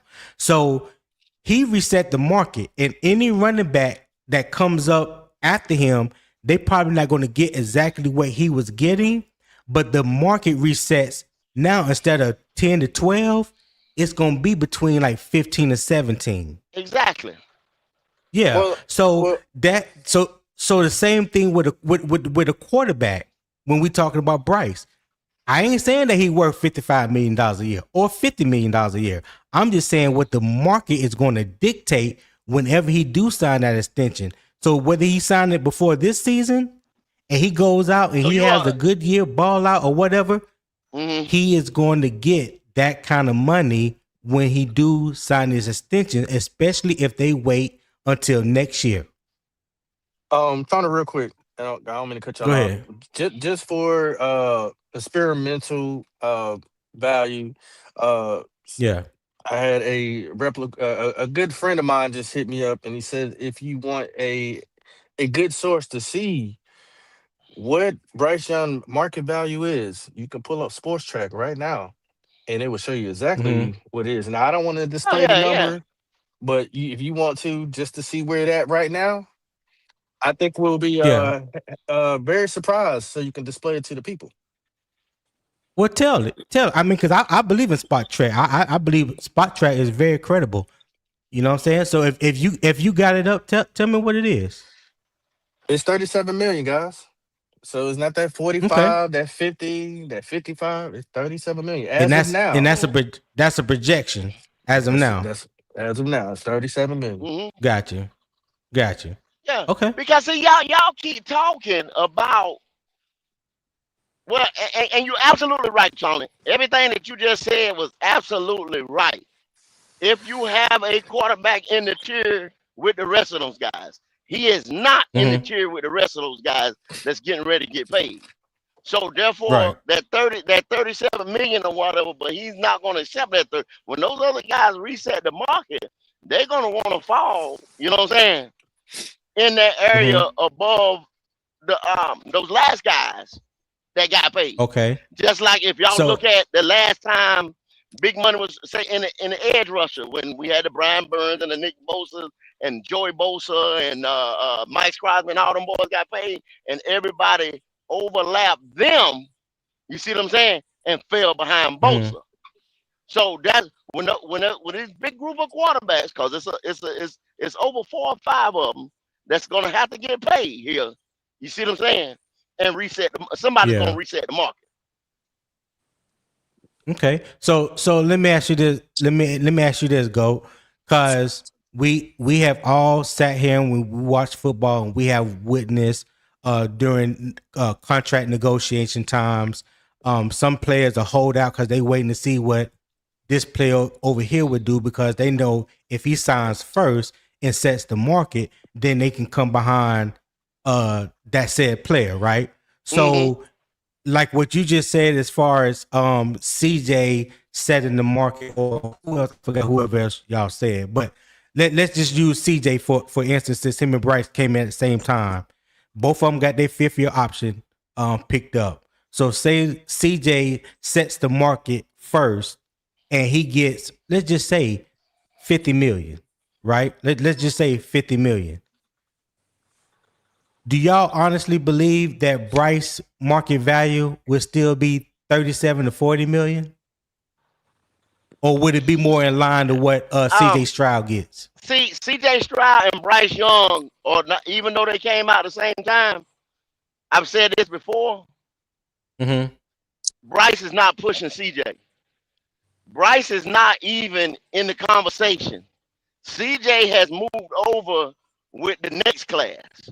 Jaden Daniels, Drake May, Caleb Williams, Bo Nix.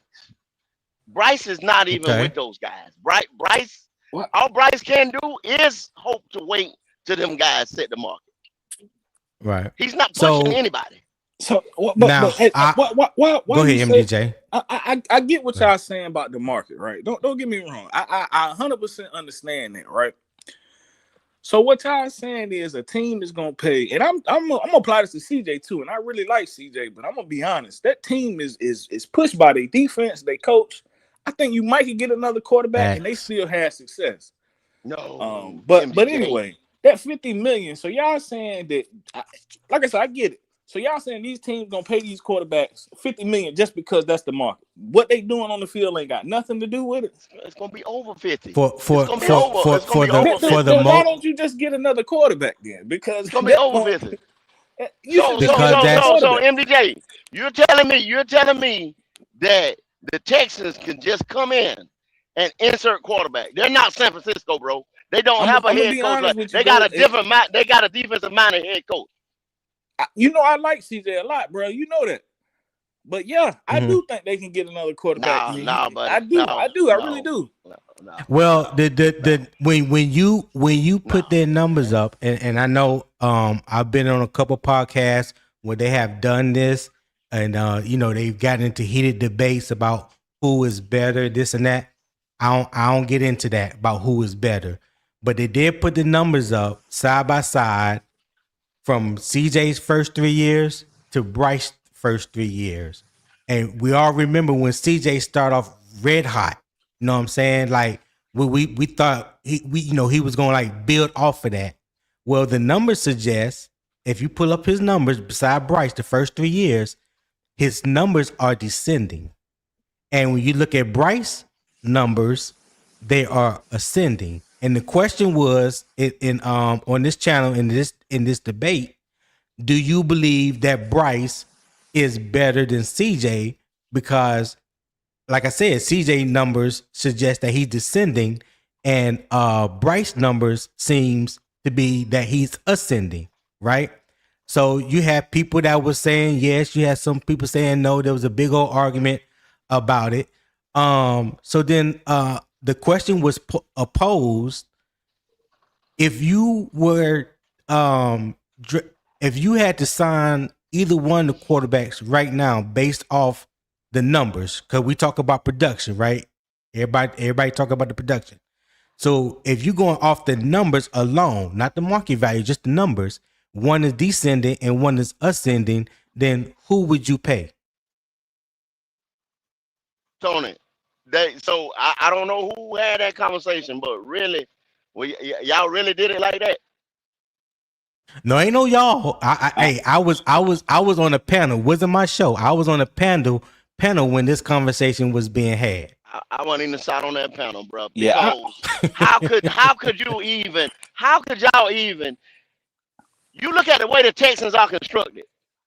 The last 3 years, they took their resources and put it on the defense, and you know that the Carolina Panthers took their resources and put it on the offense. So how can y'all even do that? For that boy to have the numbers he even got right there strictly shows that C.J. Stroud is the better quarterback. I might agree with that, but the Texans ruined their offensive line. But I'm not gonna pay. The Texans ruined their offensive line, but I'm not paying neither one of them $50 million, bro. I'm gonna just go draft the quarterback because that's how the Patriots got Drake May. That's how them teams got them quarterbacks. They drafted them, bro. They didn't just go pay a random quarterback $50 million C.J. Stroud, MDJ. That's not what them teams did. They ain't just paid the nigga just because he on the team. Yeah, because they drafted C.J. Stroud. And they drafted Drake May. So you telling me? But why would you pay either one of them $50 million if they numbers okay. Let me tell you something. They won 12 games last year. Finished second in their division, 1 game behind the Jaguars. So you telling me that you can go in the draft at wherever they're gonna pick at with 12 games and get a quarterback the level of C.J. Stroud? Is that what you're saying? Go. C.J. Stroud missed every game. C.J. Stroud missed. Davis Mills came in and won, bro. He didn't lose a game. Against who? That's facts. He didn't lose a game. That's why you can get another quarterback. I mean that's a fact. But who did he play? I honestly, off my head, I don't remember who they played, but he won. Take it all in the context. I understand that. So y'all did the same thing. Y'all remember when we had Kyle Allen? Them 5 games. Yeah, And people yeah, I saying the remember same Kyle Allen. thing. Y'all remember that? A backup quarterback versus a starting quarterback. Yeah, they can get 1 or 2. They can pull 1 or 2 out their ass. But Come on, y'all. had Really? CJ came back Is that and what that we team doing? was still winning, they started losing when he came back. Was my only point. I would love to So see to so see this MDJ, I got experiment, a but it question. probably ain't gonna happen like that, MDJ. Are you But insinuating I now? would love to prove that. I know you saying, well, just if I was the Texans, I would just go get another quarterback. Are you saying you would do the same thing for the Carolina Panthers? 100%. I'm not paying Bryce Young $50 million, bro, just because that's the Well, I agree market. with That that. make no sense. That's any quarterback that put up them kind Hey, of numbers, though. I'm not just saying real because it's quick. Bryce or CJ, any quarterback. Yeah. Hey, let me. Hey, go. Let me ask you this, because this is the question where I left off at, and I pretty much think I know what you're gonna say anyway, but I'm gonna go, I'm gonna go ahead and ask you. What must Bryce prove in 2026 to you in order for him to get a contract extension? What can he do to change GOAT mind to make you believe that he's worth the contract extension? He's got to have more of a mastery in the pocket. He can't be so dependent on pieces to me. Like we can't have the right now we have the I think it's the 8th or the 6th highest offense that we're paying. So y'all gotta understand that offensive too. line. You talking about offensive The line or line, offense? everything, Offensive line. everything across the board. The offense is man, hold on. I know we can got you, like top 5 offensive line. I don't know about the whole offense, but I know offensive line. Yeah, we up there as far as highest paid. Yeah. I got you right here, bro. We are number 8. Like I said, 164 million a year. Okay. So he has to stop. Like, and it ain't him that has. That they have to do that just to make it like guard play. We're gonna have to pay top level guards all the time because he's a shorter quarterback, right? And he still doesn't deal in the pocket in me on a consistent base. Footwork still, a lot of people don't want to admit it. Footwork still don't look the same That's my as number one. year one. That's my It number. don't. That's my number one pet peeve. His footwork. Yeah, Yep, I'm with it you on don't that look. one. It don't. It's got a.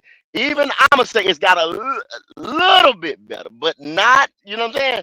Where the level that people talking about, no.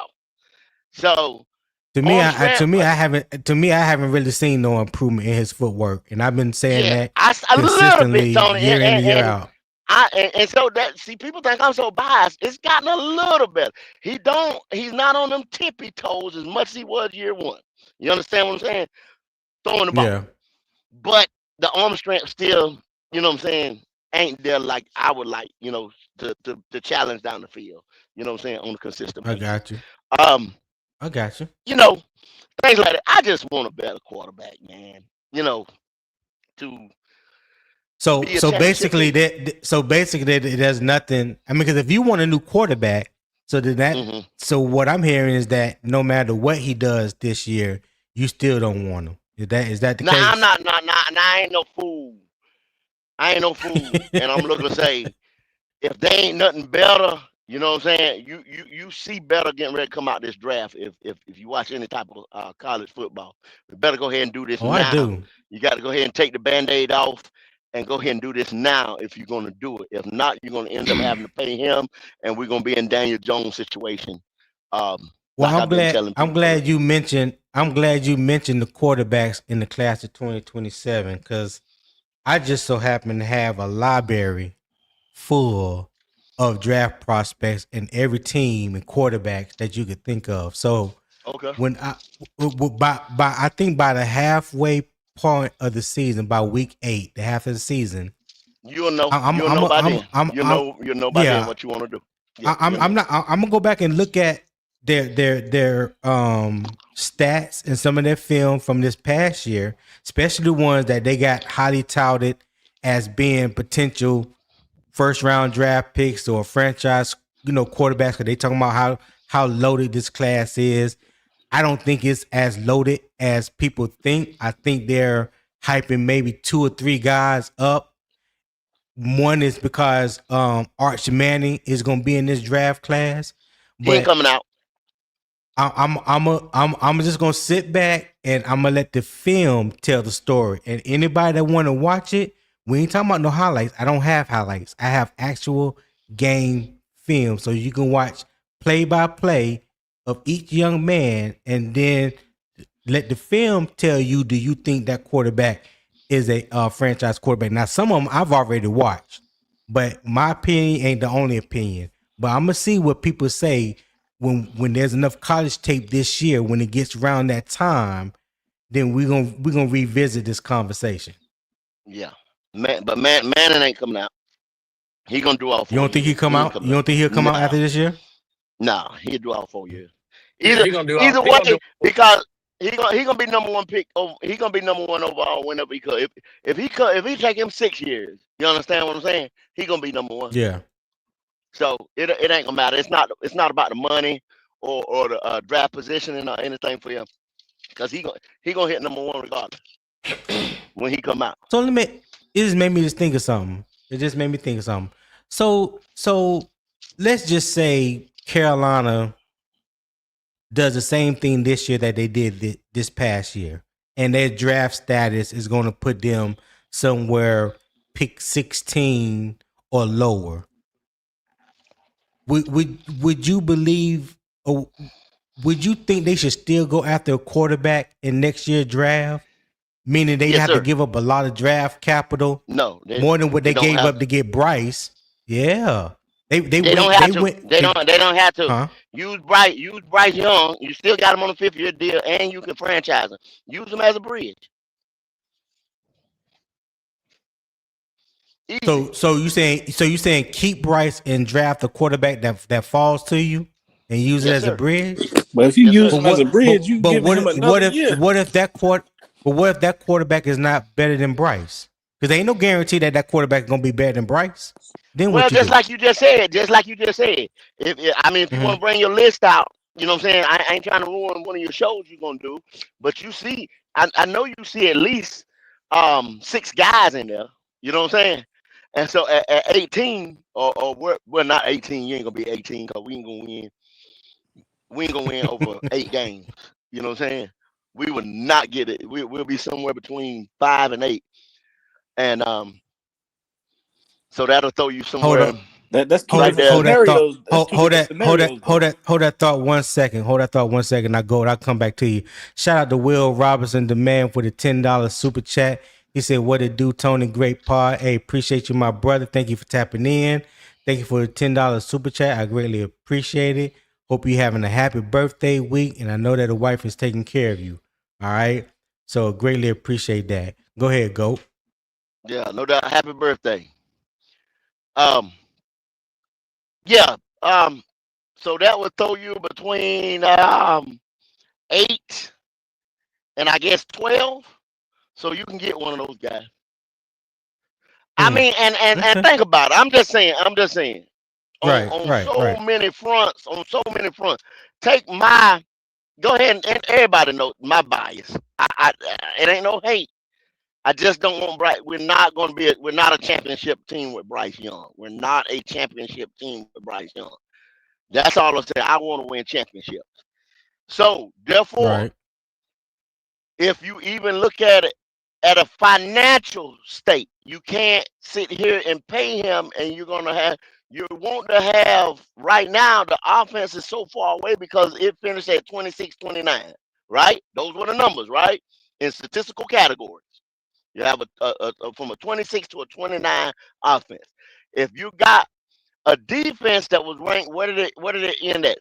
14, 16, somewhere like that? Between 14 and 16? Carolina finished 16 last year. Yeah. Okay, so probably between 14 and 16. Now I'm just talking about different statistical categories, like the run, the pass, blah blah blah blah blah.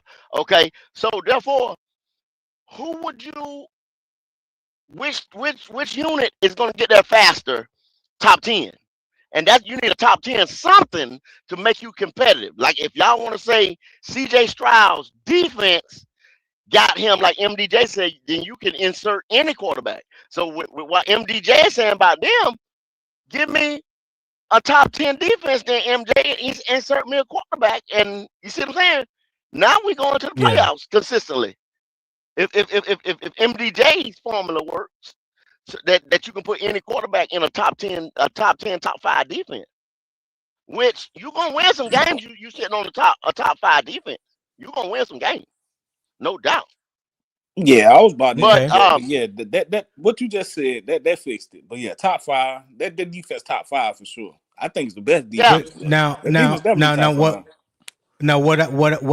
What I will say on that, and I have said this in the past, and I've said it recently. I love the fact that the defense made that jump. They went from 32 to 16, right? So ever since Dave Canales has been the head coach, a coordinator, the 1 year in Tampa, and then came to Carolina and been the head coach, his offense has been statistically in the lower half of the NFL. I think the highest rank has been like 22 or 23, and it's been like 27. For me, so now we talk about all the weapons that Carolina currently have offensively around Bryce Young. A lot of people feel like he should have his best year this coming year, right? So I want to see the offense as a whole make a jump. It may not be as big of a jump as the defense made last year, but I need for them to get at least out of the bottom 10 or bottom 12. So if they go up to 19 from 23 or 24, I think that's a small improvement. That's some type of improvement from where they have been recently. I don't know that they're gonna make a big jump like the defense did last year. I don't know that, but I want to see them make some type of jump, not just be stagnant and be the same offense, especially when you're quote unquote on paper supposed to have better talent. What y'all think about that? MDJ, well, I ask you a question. Hold on, go ahead. Go ahead. Well, I ask you a question. Why did the defense make that jump? The investment, the better talent, healthier players. Well, when you turn in a number 32, you had your alpha dog. He was at home, which was Derek Brown. So Derek Brown comes back, and you draft Nick Sporton, right? Who had a hell of as a rookie. Hell of a rookie. And you got Bobby Brown. You had Ashawn Robinson, but we can't forget all the other guys that we had that contributed, especially along that defensive front. Well, they were role players, and some of them guys were there when they were 32, like Ashawn and this and that. Go ahead. The most thing what I'm just trying to say, which I believe you would agree with, you had two alpha dogs, Scorton and Brown, across that defensive line. Now, when you say the offense make a jump, what did we do this year to put another alpha dog player there to make a jump? Whereas y'all saying that the offense make a jump, or the offense snap, what piece did we insert to help us make that jump? Offense? Mm-hmm. Okay, so the only alpha dog I saw on offense last year from week 1 to week 17 was Ted McMillan. Okay, so what did we that's what my question is, so from the draft, free agency, or whatever, what alpha dog did we add to go in the 2026 season to get us from 26? I believe that Jalen Coker can be that alpha dog if he's healthy and he plays all 17 games. I believe he has shown enough last year in 11 games that he played, the year before that in 11 games he's played. The way that the team depends on him in third down and critical down situations, they will go to him or they go to Ted. But you want to see that for 17 games instead of 11. So as it sits right now, he looks to be healthy come week 1. So I believe if that stays true and he's on the field week 1, he can help us turn around this 0-2 start that we have had for the past 3 years. Then you look at other guys, a healthy Jonathan Brooks. We don't know what we're going to get from Jonathan Brooks. A lot of people are projecting and hoping that we get the same Jonathan Brooks that he was at Texas.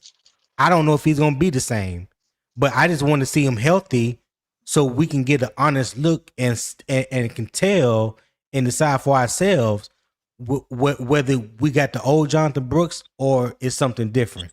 I just think going into the season, we are healthier along as an offense than we have been in current season. But the only hindrance to me is the questions at the offensive line. Because you got a new starting left tackle, you got a rookie right tackle, and you got a new starting center. Now Robert Hunt missed some days. He's back.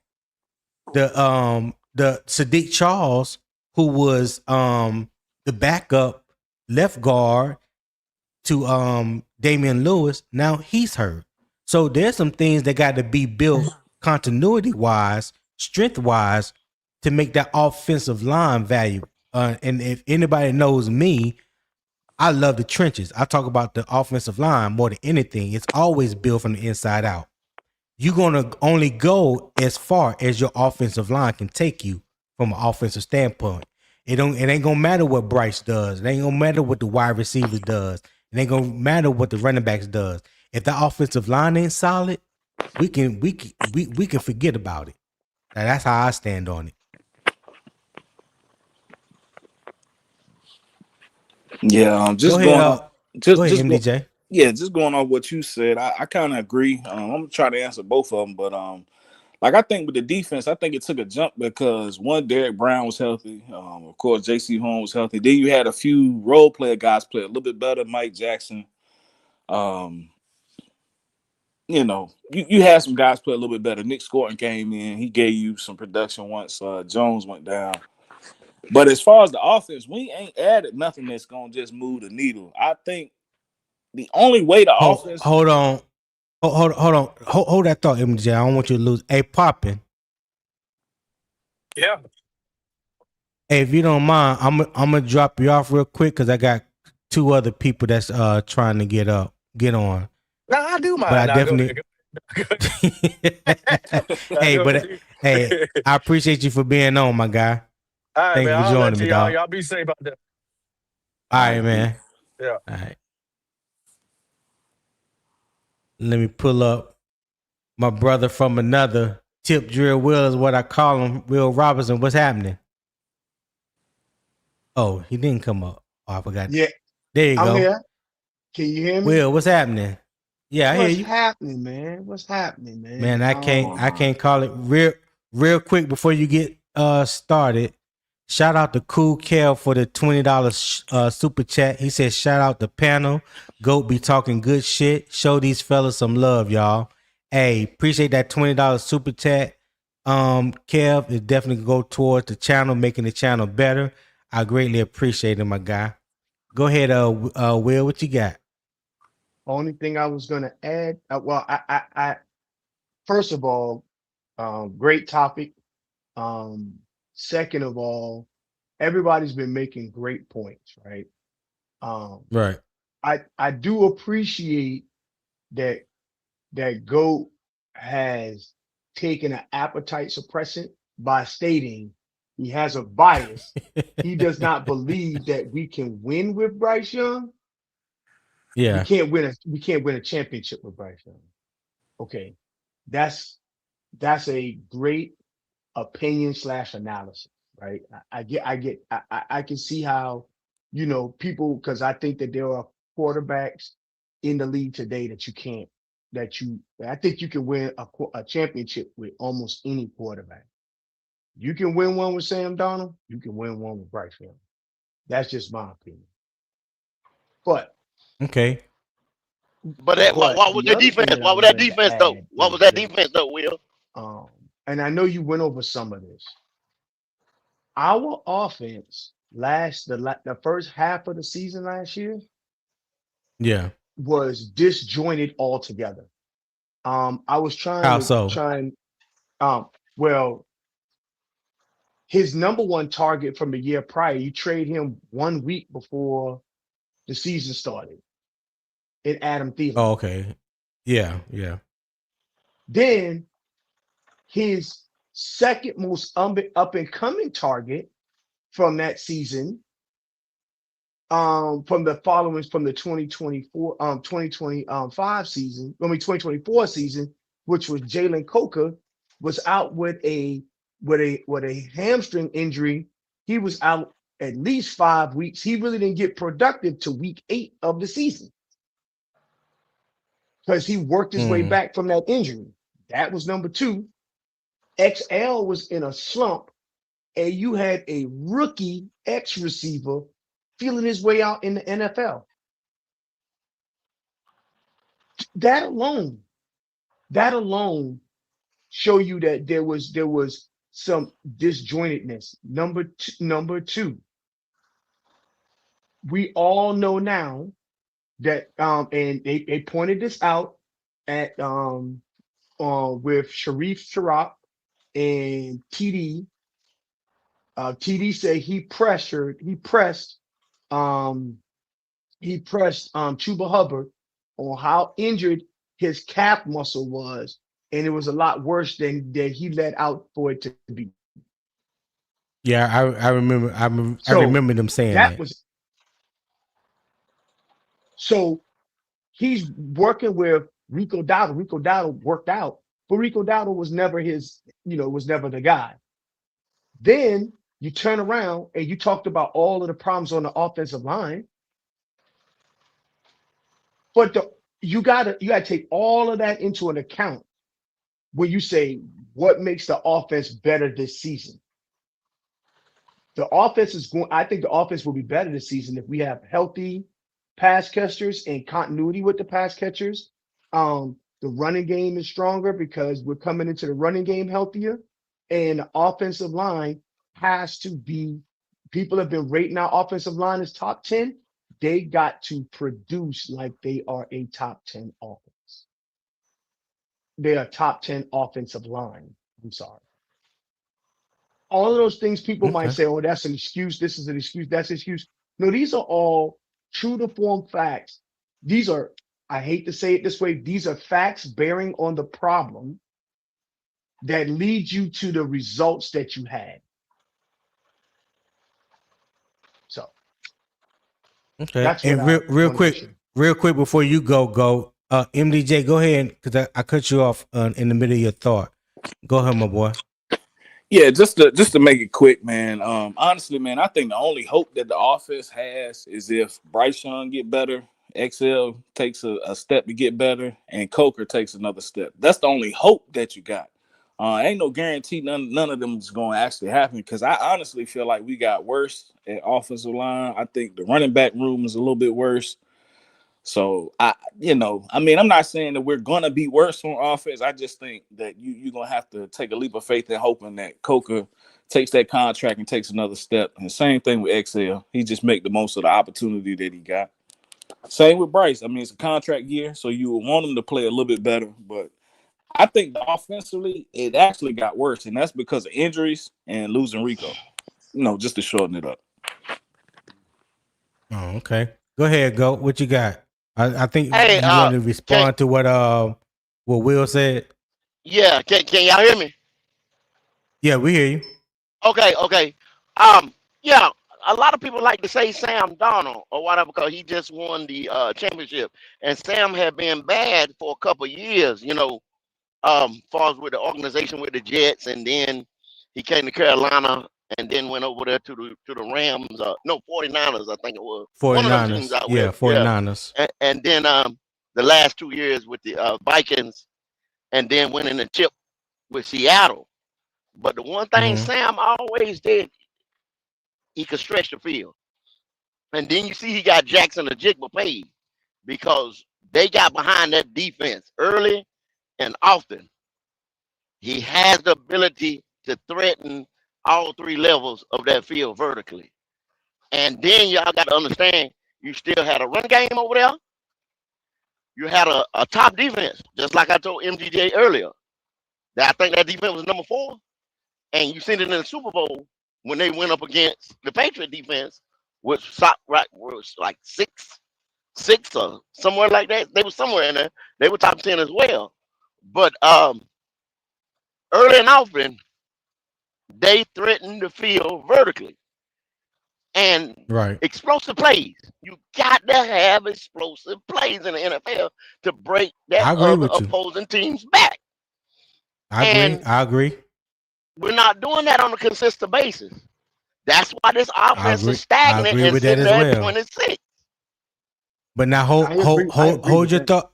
I agree. Hold that thought right there though. So when you say that we have not been aggressively been consistently aggressive. We haven't taken the necessary shots downfield like we should have.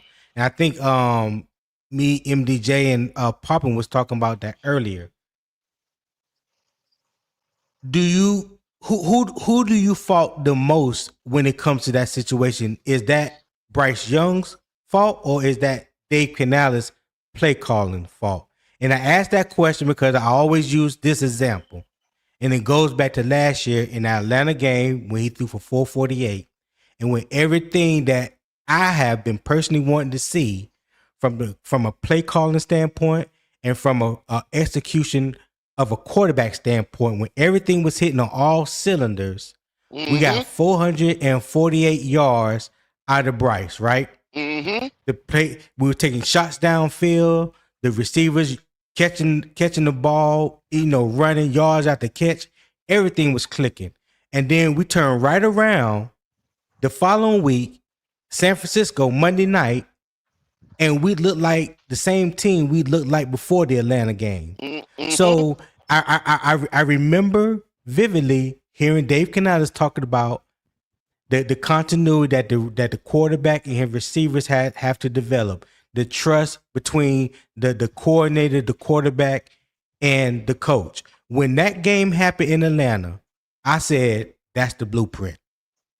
So everything you as a coordinator, head coach, I felt like everything that you've been saying that you wanted to see from your quarterback and the wide receivers and the offense, you saw that game. Why would you revert back to something that you have been doing all along? Why would you not build upon that? Because remember, Atlanta pass defense was ranked number 3 in the NFL at the time. That next week when we played San Francisco, their pass defense was like 26 or 27. And they was missing a lot of starters on their defense. And we did not take advantage of it whatsoever. The play calling was night and day. So when you look at it, and I know that's just a small sample size, just those 2 games, but what I saw in the Atlanta game is what I envisioned what the Panthers would be going forward, and then none of that happened. And I'm glad you asked that question. I'm glad you looking at it like that. But somehow, and y'all know it, everybody on this panel, when they play Atlanta, home, away, overseas, I don't give a damn where it's at, you're gonna have that showing. I don't know why. Don't ask me why. And when he plays a weak secondary, they stretch the field. So y'all calling that play calling or you calling that personnel?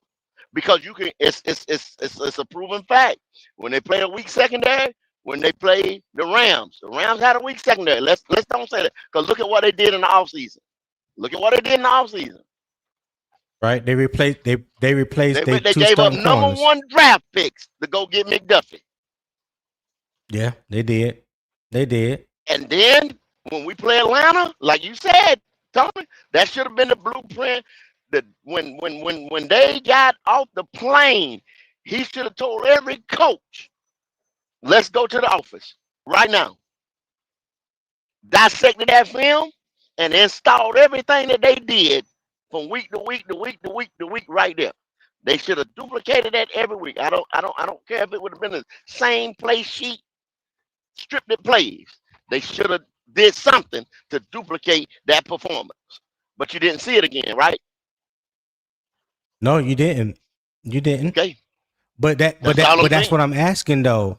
So okay, but let me ask you this: do you think the play calling was the same in that Atlanta game? Matter of fact, let me just go back one game.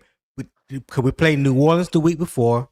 Then we play Atlanta, and then we play San Francisco. Do you think the play calling was the same in all three games? No. Okay.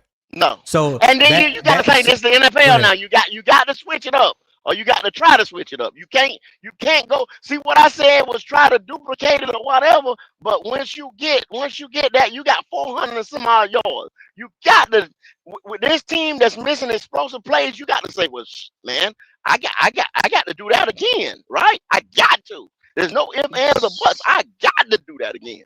You see what I'm saying? So I got to install some of that magic. I got to get some of that magic from somewhere. But if I can't, if that was an outlier, if that was just an outlier, you know what I'm saying? Just that's just like if I go out there right now and I run a 4-1, you know what I'm saying? And a goal, you know what I'm saying?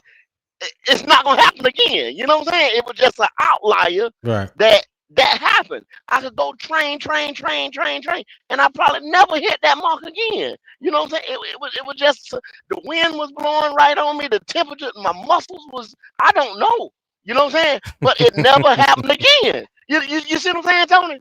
It never happened again. No, yeah, I hear you. I hear you. So I mean, to ask that question, I don't know, bro. If it's play calling, if it was just the right play, like I said, or if it was just magic.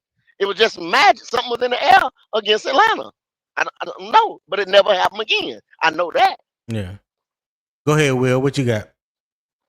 So I guess what I think you're asking is, like, for example, it seemed like the offensive identity would swing wildly, and an offensive identity is the tools you have, how you employ those tools and resources, and how you array your scheme against an opponent. Period. It is consistent. It seems like to me, and I'm not making any excuse. I'm just talking about what I think was wrong with the offense. We had no consistency on how we were employing our weapons. Right. Even we wouldn't even, and I'm gonna go to the final Tampa Bay game. There's no way in hell you should say the final Tampa Bay game was even on play calling. They did enough to win the game. However, they didn't do enough to keep it out of the referee's hands. But it is so many variables in this to say remove one variable and put another and just drop anything in there will fix all of this. What I hope to see this year is a lot of those variables that we think that we have observed are issues are no longer issues. This offense has an identity. They employ that offensive weaponry in a consistent fashion, and it is successful. It is consistent like Coca-Cola. You can taste Coca-Cola, whether it's in a Jack and Coke. You can taste a Coca-Cola if it's in ice cream. It is consistent. Right. But that has been my number one thing for Bryce. And I've said this time and time again.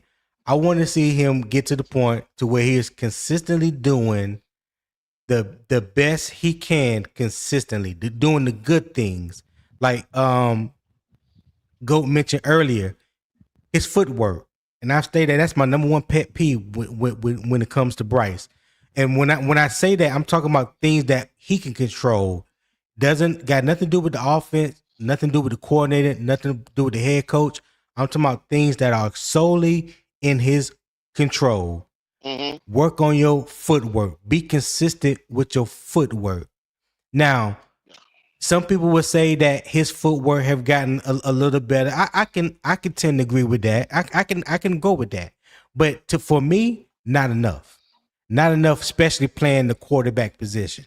Not especially when your offense is dictated on rhythm and timing. Not when you throw with anticipation for the lack of arm strength that you do have.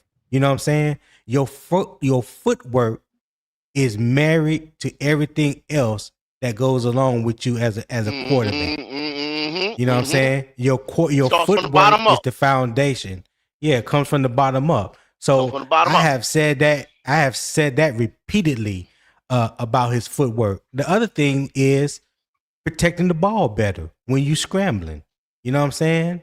Instead of the ball getting knocked out, secure the ball. Take better care of the football when you are scrambling outside of the pocket or decide to take a run. Secure the ball.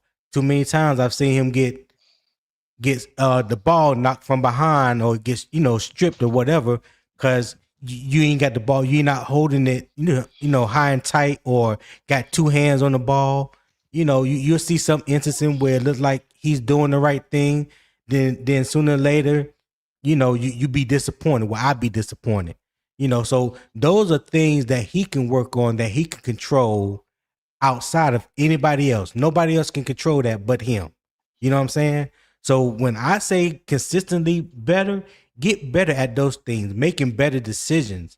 Every quarterback don't make the right decisions all the time, but I'm just talking about him. What I see for Bryce, because he plays for my team that I root for. I just want to see him be consistently better at doing the right things. MDJ, where you at? Yeah, I'm here, bro. Yeah, I think like I said it earlier, I don't think Canales trusts Bryce. I think it's times like that Atlanta game, that last playoff game we played, where it's like they just kind of throw him in the water and they gonna see if he gonna sink or swim. And I think just so happened them 2 games he actually swims, so it leave a little bit of light. But in the grand scheme, I don't think that Canales trusts him, and I kind of feel like that's why he gave up the play calling. Because I think this year they're going to just throw him in the water and see what he do, because it's pretty much essentially a contract year for him. You got to make a decision. But I don't think Canales trusts him. I think that's why the play calling is kind of inconsistent. They go game by game and decide, hey, this is our easiest way to victory, which all NFL teams do to an extent. But if you trust your quarterback, you align. And I don't think they align. I don't think Canales is aligned with Bryce Young. So I think he just wanted another set of eyes in there. To kind of to see if it's him, do you see something I don't see? Because I don't trust the kid. I think that's what. So basically, you calling Dave Canales a liar? That's what you're saying, MDJ. Hey, look,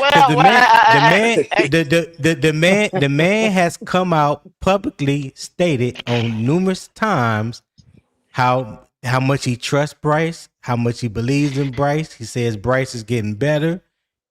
All these things. So for you to say that would be completely opposite of what Dave Canales is saying. So MDJ, that is he lying? Is he lying to us? Is that what we at? He lying to himself because he's not being genuine. Because you can look at the game and see different, bro. You even said it earlier. Yeah. Look from Atlanta to San Francisco, 2 different games, and that's play calling. Yeah, not what happened in the game, just the play call. So if that's calling him a liar, I'm calling him a liar, bro. He lying. Yeah, well, can I also say go ahead, this, Will. Tony? Go ahead, Will. Yeah, go ahead. So when Dave Canales didn't trust Bryce, he stated that. He did. I was waiting if somebody remember. Okay, go ahead. When he didn't trust Bryce, he stated that. Now that he's saying he trusts Bryce, you can't say that he's lying. There are. I mean, we sat here and laid out in the last 20 minutes a whole lot of variables that fed into offensive decisions. Now, I'm not saying that it's Dave Canales' fault. I'm saying it is a bevy of things that caused the results to happen. When he didn't trust Bryce, he said, we're taking this week to week, or he's not starting. He said all of the things that made people who were not thinking Bryce was the guy very happy. Now that he's on the other side of the coin, you can't say that he don't trust the man. But Will. Oh, Will, Will, what MDJ, you saying though? Hold on, MDJ. Hold on, MDJ. Go ahead, go. Will, you can't.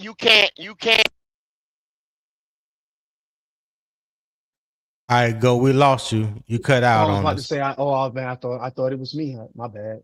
No. That was go. He cut. Go ahead, MDJ.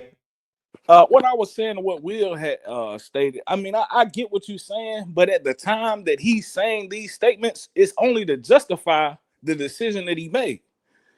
If you bench Bryce Young, you can't come out and say that you trust him. You wouldn't have took him out of the game. So to use that to say whether I believe he lying now or not, he's only saying he has to say that just to justify the decision that he made. No, he don't. When Bryce came back and played for like 7 weeks after that, did he say did he say I trust Bryce? 7 weeks after Bryce Young came back. Hey, can y'all hear me now? Yes. Yeah, hold on. Okay, we hear you now, go. Okay, but hold on. Go ahead. Go ahead, Will. So I guess what I'm saying is it's not just about the benching of Bryce Young. It was when Bryce Young came back, Ishina and Vashti would ask him every week, is Bryce the starting quarterback going forward? And he said, we are evaluating and we are taking this week to week. When he got to the point where he felt Bryce Young was the starting QB, he stated that Bryce developed over time. And for whatever reason, you fast forward to today, Dave Canales says he trusts the quarterback. This is his quarterback. So what I'm trying to say is, the man, if he don't trust him, he'll say he don't trust him.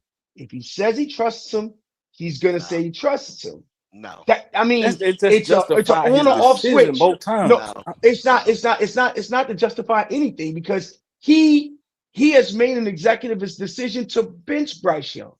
If Bryce Young wasn't the answer, Bryce Young would not be starting right now. No. It's deeper than rap on that. It's deeper than rap on that. It's business. But think about just think about what he said for a second, Goat and MDJ. I mean, if he was all in on pleasing Bryce and doing whatever for Bryce and not standing 10 toes down and wanting to see his quarterback get better, it's not like Carolina at that time had a better option than Bryce at quarterback. You know what I'm saying? There you go. So, exactly. but still, even though he knew that Carolina did not have a better option, he still benched him. Okay, Tony. Right? That's when. But hold on. That's when he made that statement. Go ahead. Go ahead. Yeah, but even he benched Bryce, right? And the only reason, because I listen, me and CJ both were saying after those first two games, and we was like, dog, he looked like he shell shocked. He looked like a shell of himself. I hope he don't hit the field the rest of this season. That's me and CJ both said that on his live. I said we both said we hope he don't play no more this season. I said whatever it is that he need to go through, let him go through it. Put Andy Dalton in there. Then Andy Dalton goes in there, play his 2-3 games, got hurt in the car accident, and whatever happened between the time he got benched and the time he came back, I don't know what the conversation was like. I don't know if he had an epiphany or whatever the case may be. But he was a different quarterback when he came back after he got benched. Now, some people still feel like, nah, he ain't nothing changed. Well, I just saw just from a maturity standpoint, from a confidence standpoint, he looked much different than he did those first 2 games of the season or even his rookie year. That was my evaluation on him. But I said all that to say, again, Dave Canales didn't have no other better choice at quarterback, and he still benched his number 1 quarterback because he knew and felt like he was not right in the head. Go ahead, go. When Dave came through the door, got the job, like y'all said, he benched him week 2. Mm-hmm. Well, not like y'all said. That's what happened. He benched him week 2. That was that. Right. That was Dave's opportunity to move on. But certain situations happen. Like you said, Andy Dalton car wreck, defensive players got hurt. We couldn't win a game. We won 1 game during that stint, and it was just like, well, because MDJ used to say it all the time on our show. What Yeah. basically like what we're gonna do now? Andy's not the guy going forward.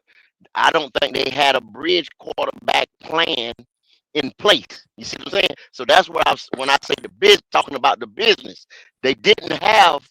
It was like deers in headlights.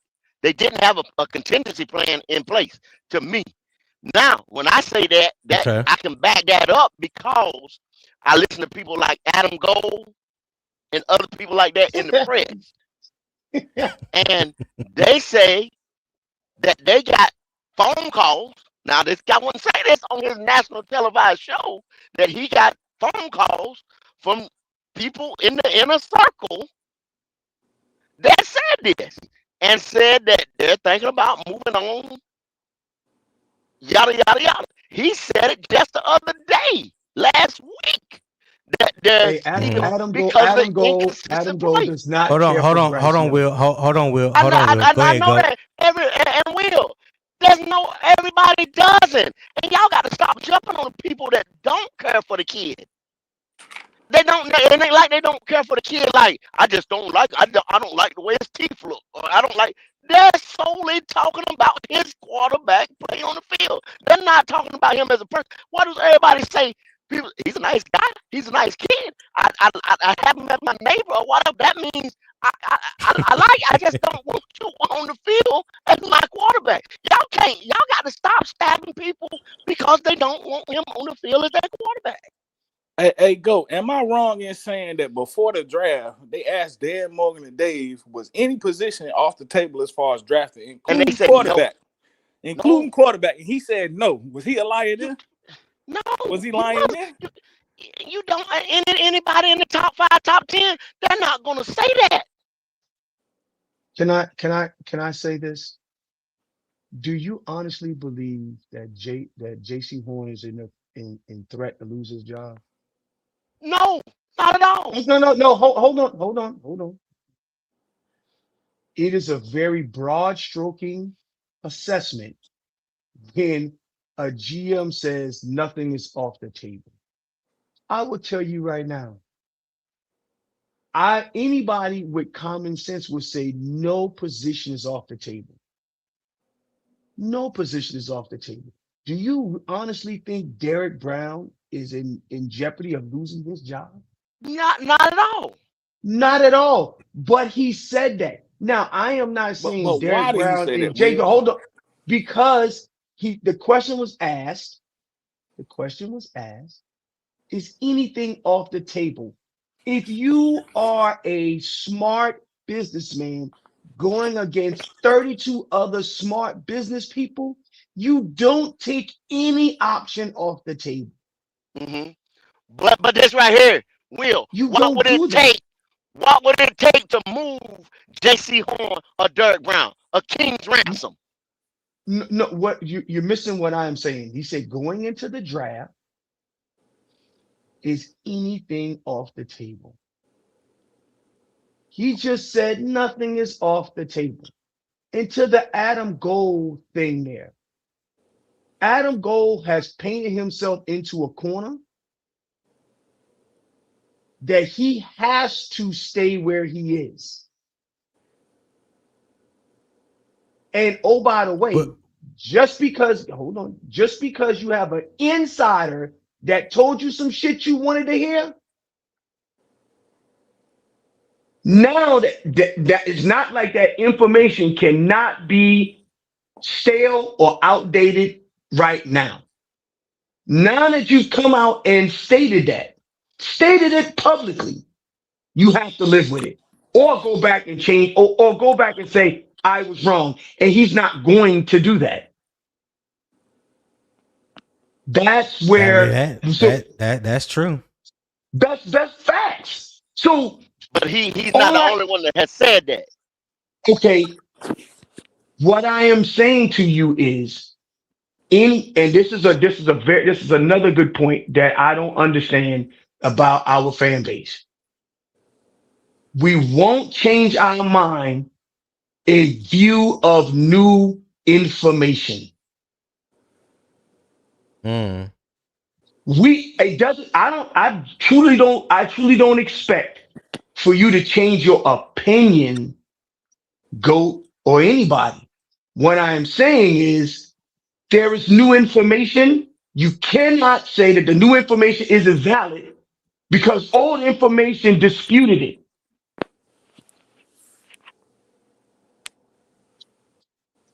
I get no, Those are get you. facts bearing on the problem. Those are facts bearing on the problem. I just think, man, sometimes we just ignore, Yes. like Pop gave you that sports tracker of his value earlier, right? Tony Mm-hmm. said he respect that platform, Spotrac, and even though I they do. told you I do. it was 37 million, I'm not saying that right and you wrong, but you disagreed with it, right? Just like when they rank quarterbacks every year, they tell you what they think of Bryce, and you disagree with Mm-hmm. it. He done been benched, Well, and well, it's well. they tell Let you me. exactly what they think of him. That's all I'm Well, saying. They telling you. let's go back to Spot Track one moment. So let me just give you my stance with Spot Track.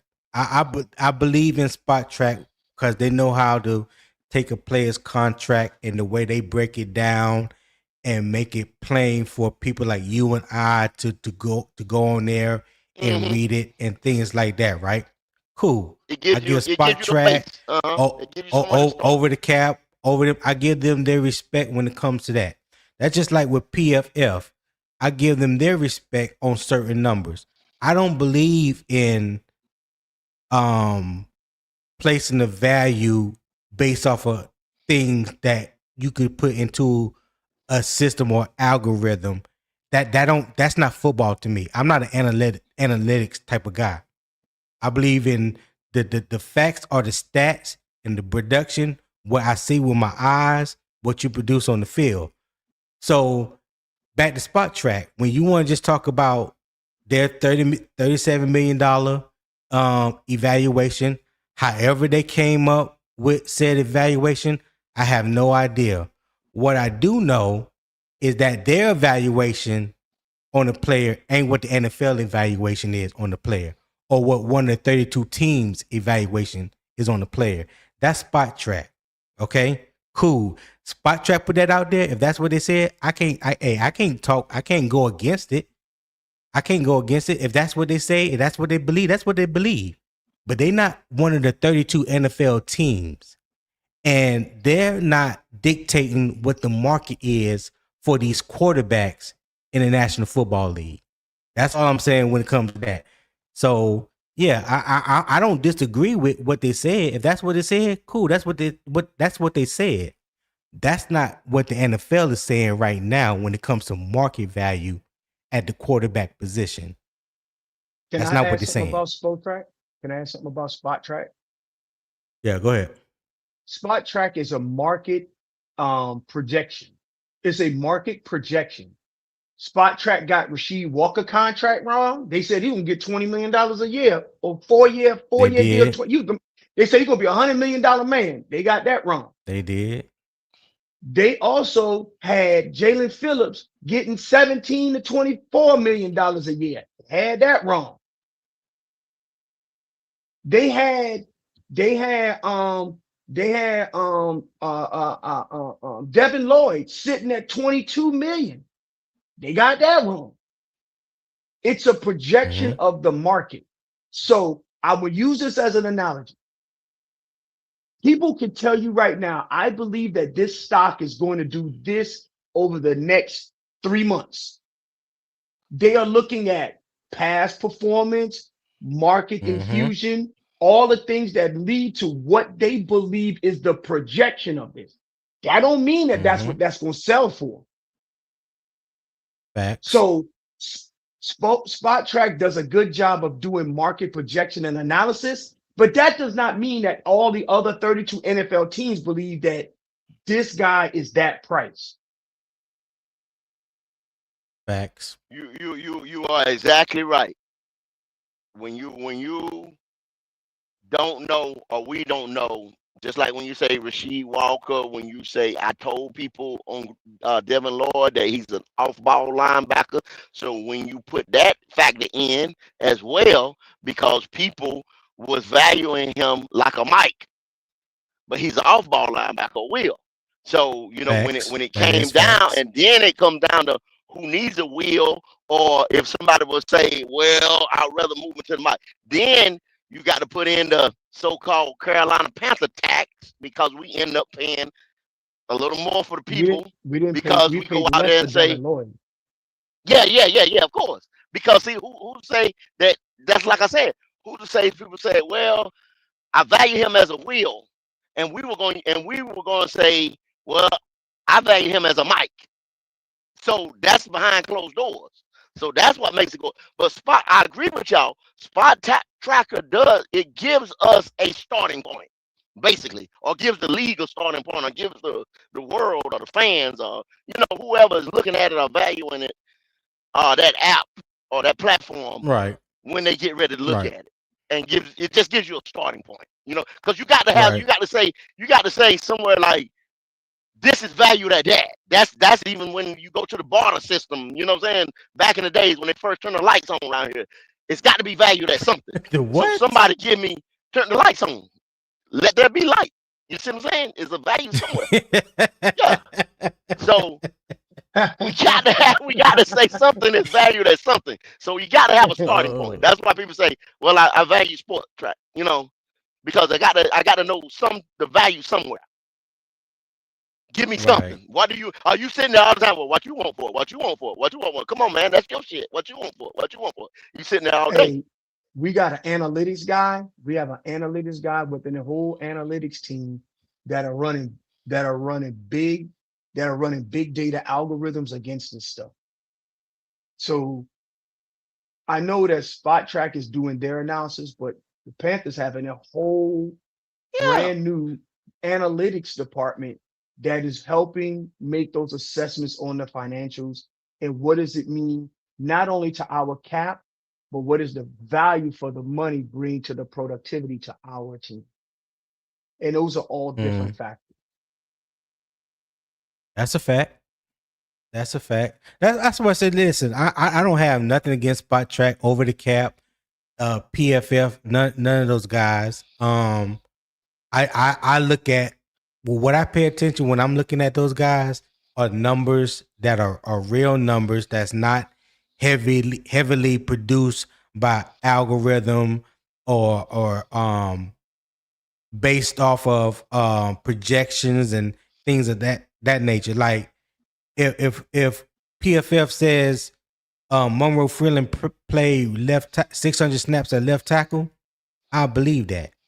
But they want to say that his run grade is 64 and his pass grade is 65. Well, there's a lot more things that goes into that they factor in to come to that. So I don't put no weight in that. You know what I'm saying? That's when I go with the eye test. Let me it's still a see. start though. Yeah, but it's still a start. No, it's a start. It's a start, but you have a lot of people that put their faith in that. And don't understand that is just a start. It's just a starting, like you said, it's a starting point. But you have some people that would take that starting point and run with it like as it's law. like it's as is law. Yeah. Yeah.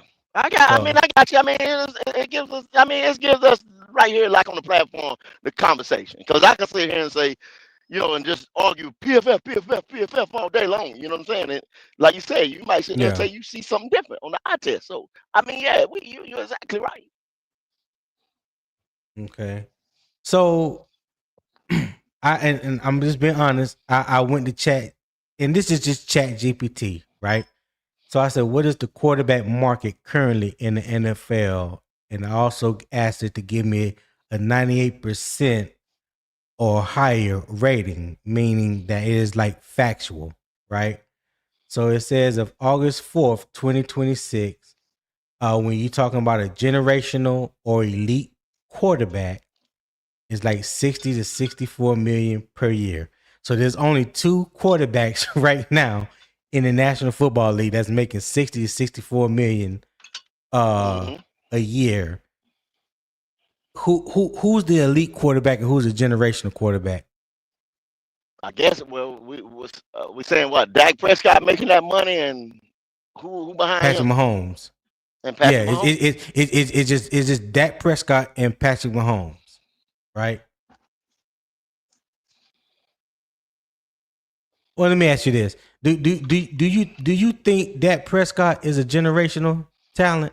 No, I don't think he's a generational talent.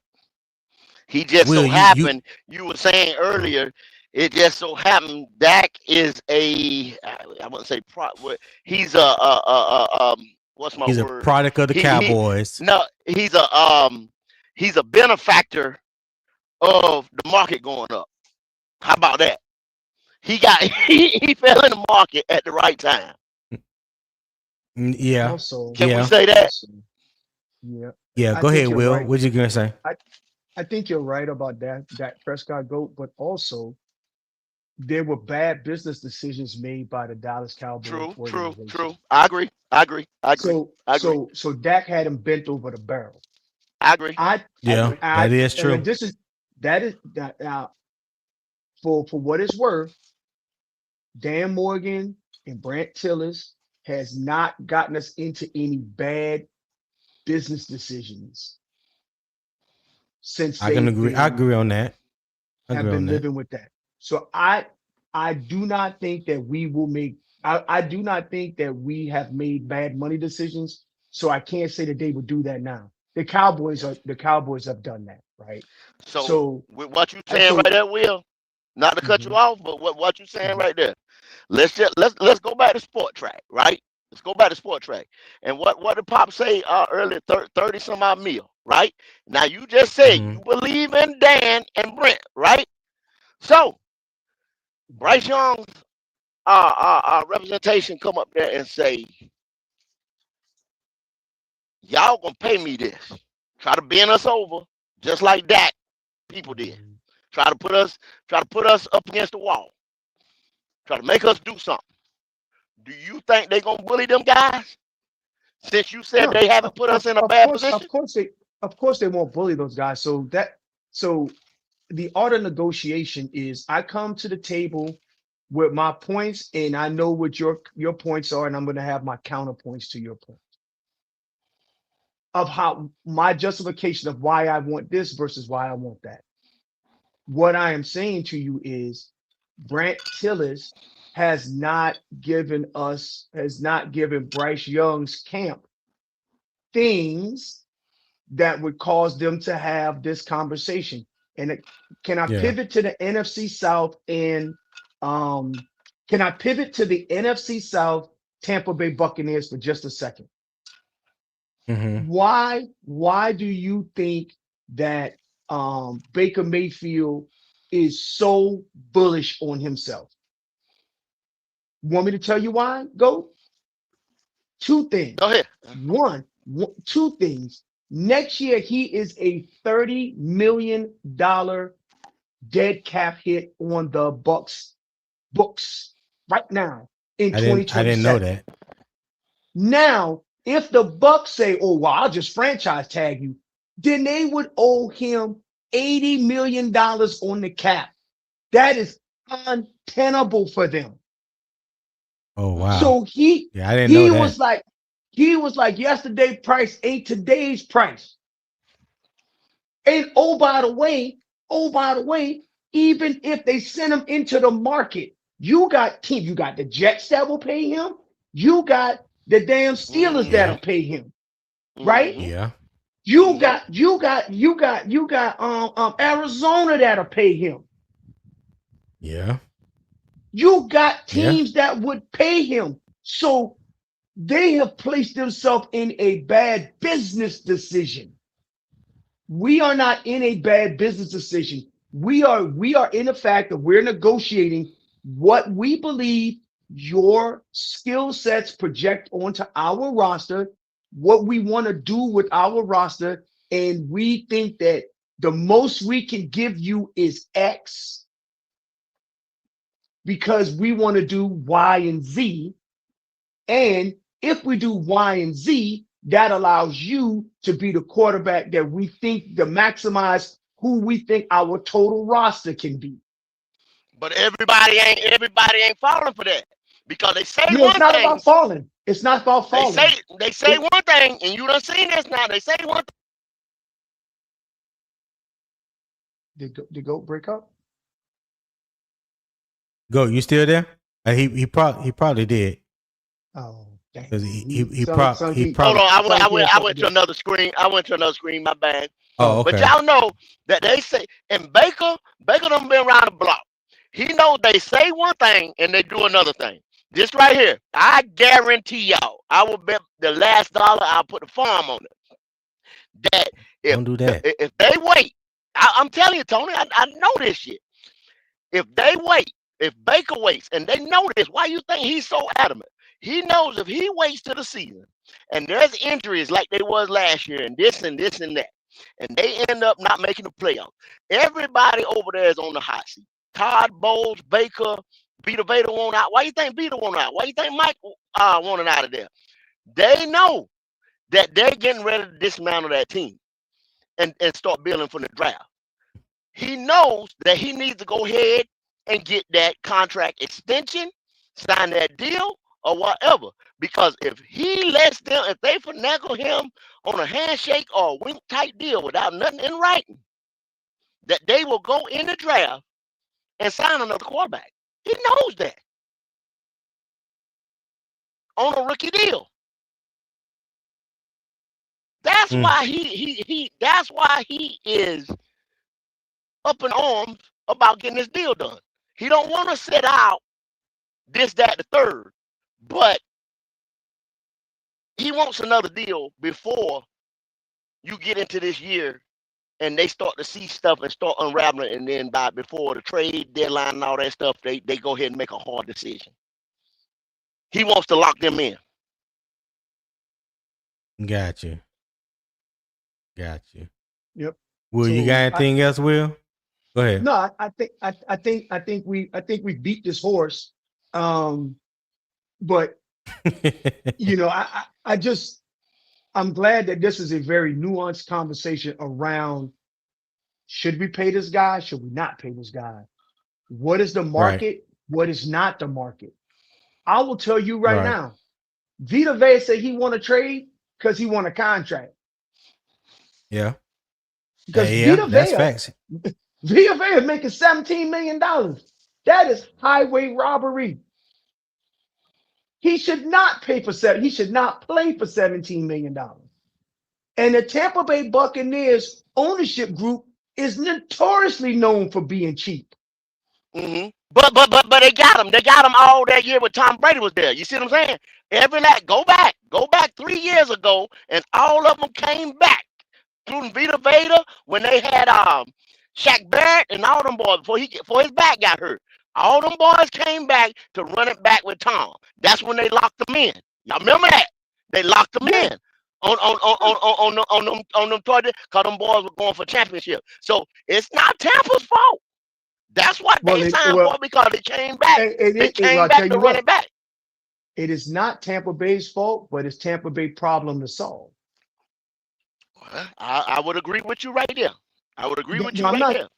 It's not. I didn't say. It's not Tampa Bay's front office fault that these are the contracts they have. But It's Tampa Bay's problem to solve. I told a couple of my friends who are Tampa Bay fans, Vita Vea will not play a snap this year on that contract. You either gonna trade him or give him a new contract. Period. Yeah. Those are the only Yeah. two options you got. Now, as it relates to Baker Mayfield, I know this is a Panther podcast, and I know we're getting off topic. Hopefully they capitulate to Baker Mayfield's price point that he asked for before the season started, or they wait till the end of next year and then they have to compete for his services with everyone else. And then that's what I'm saying. It'll be cheaper for them to go in the draft. And that's what him and his representation knows. And oh, by the way, if he go into the draft is a scratch-off ticket. So I just want to make sure that it's a scratch-off ticket. And the reason why I didn't say it's a lottery ticket, it's a scratch-off ticket, because you know, like when you see the scratch-off ticket, they'd be like, "Hey, you buy this, you might win $500,000, dog. If you get the right scratch-off." It's a fucking scratch-off, a lottery ticket. It is a fucking scratch-off. So let me ask you something, Will. Would you rather take that chance with that scratch-off ticket in the South, with it being what it is today, with the weather of the South right now, to go ahead and try to rebuild in 3 years, or be in the North or the East or the West trying to rebuild while them rest of them boys is sitting there winning double-digit games? Well, of course, it's easier to rebuild in the South, but that don't mean you should. That's no reason to do it. I disagree, man. With the money situation, I get it. And then you can rebuild the defense and all that stuff while you're doing that. Right there, you just gonna come out with a stronger foundation. So you project, and you may be right. And just like I don't know, Tony. I don't know if you saw that analysis, that video I sent you on cap analysis. That guy who did that video on cap analysis? No. Okay. I don't think so. Well, this is to go. This is helping to make your point and to kind of bolster my point. When you look at the NFL's salary cap projection from 2027 to 2030, they're thinking that they're going to grow by at least 90 to $120 million in salary cap projection because of the TV rights deals that's getting ready to come up. It has nothing to do with the growth curve. Now, with that being said, a lot of teams are backloading their contracts and putting all those void years into those years. Philadelphia is doing that. Philadelphia got like over $300 million in voided contracts in 28 and 29 and 30. What I'm saying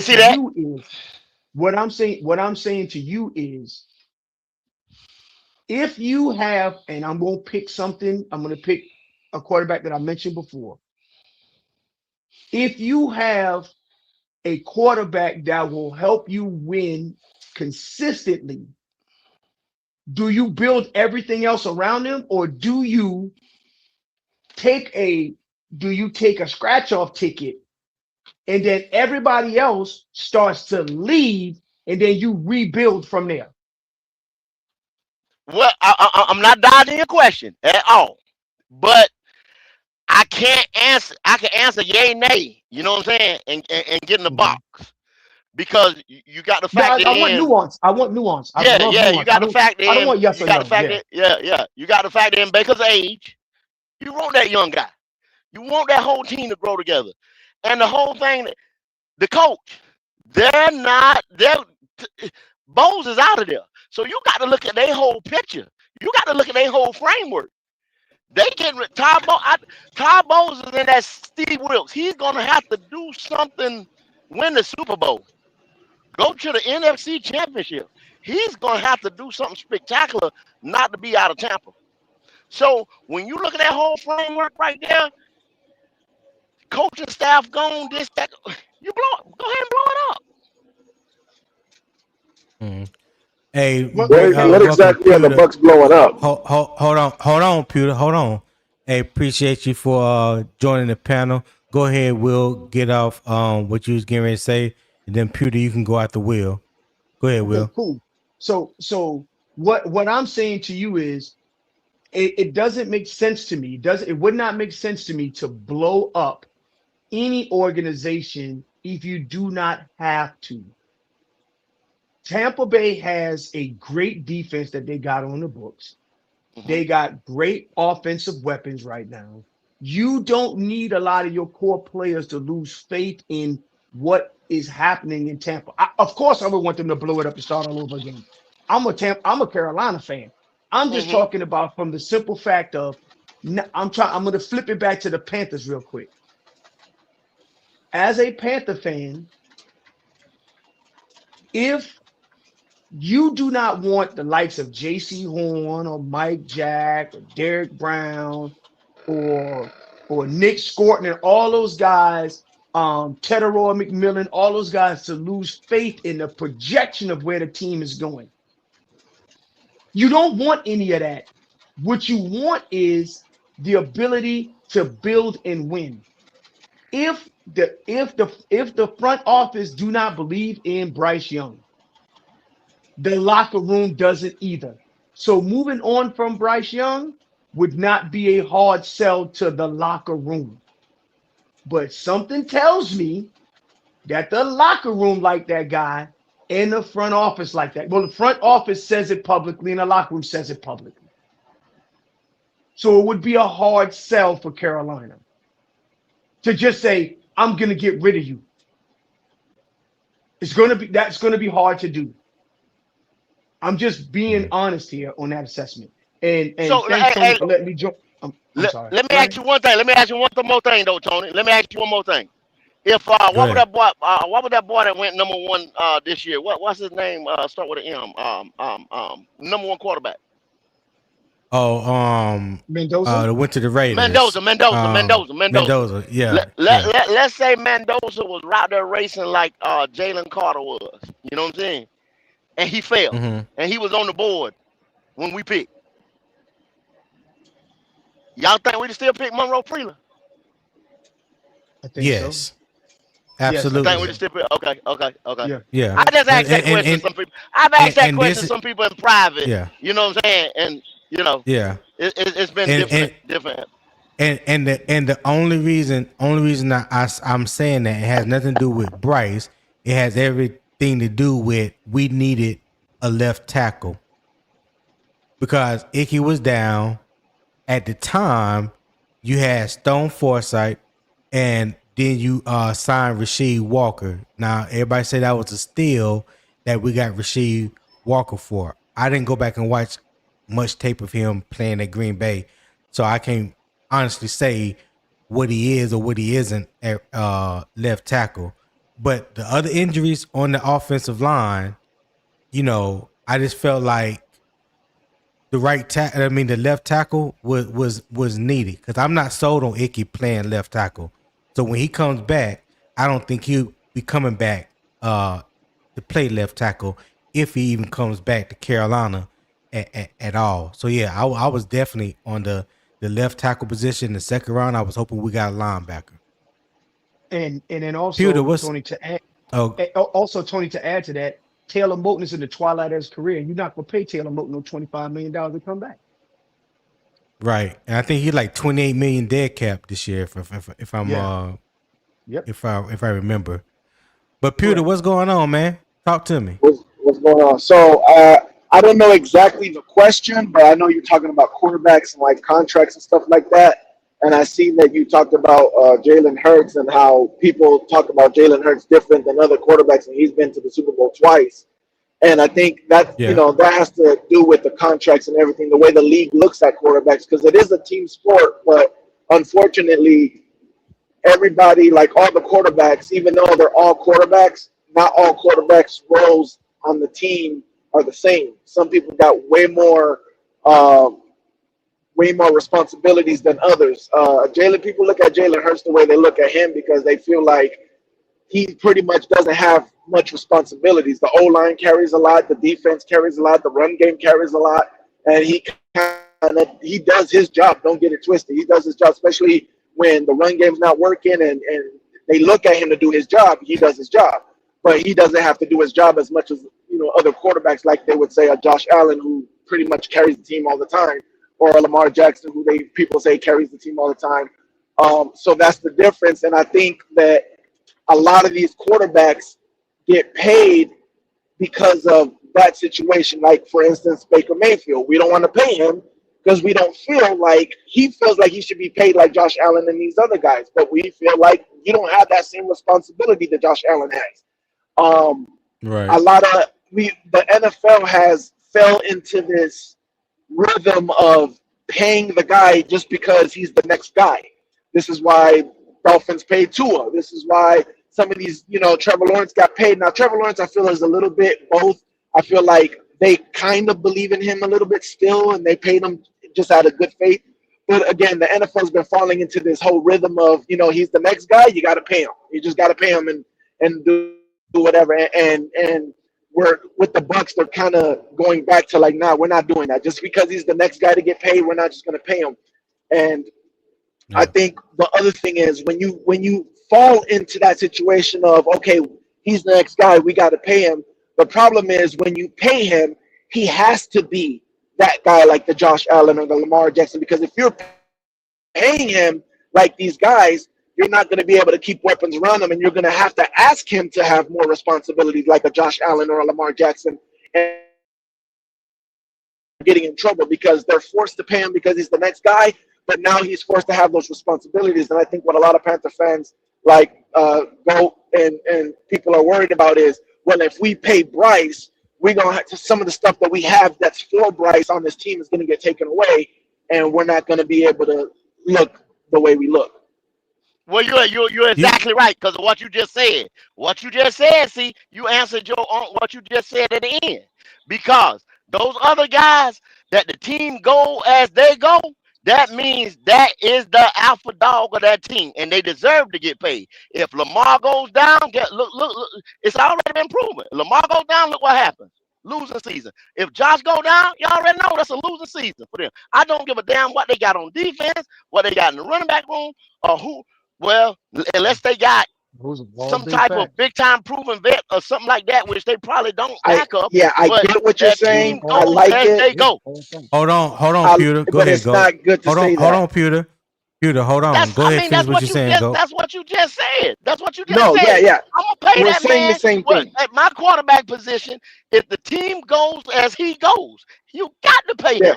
But Bryce Young, this team does well. I don't. How can I? Go. Well, I back myself into a corner walk into it because we don't have.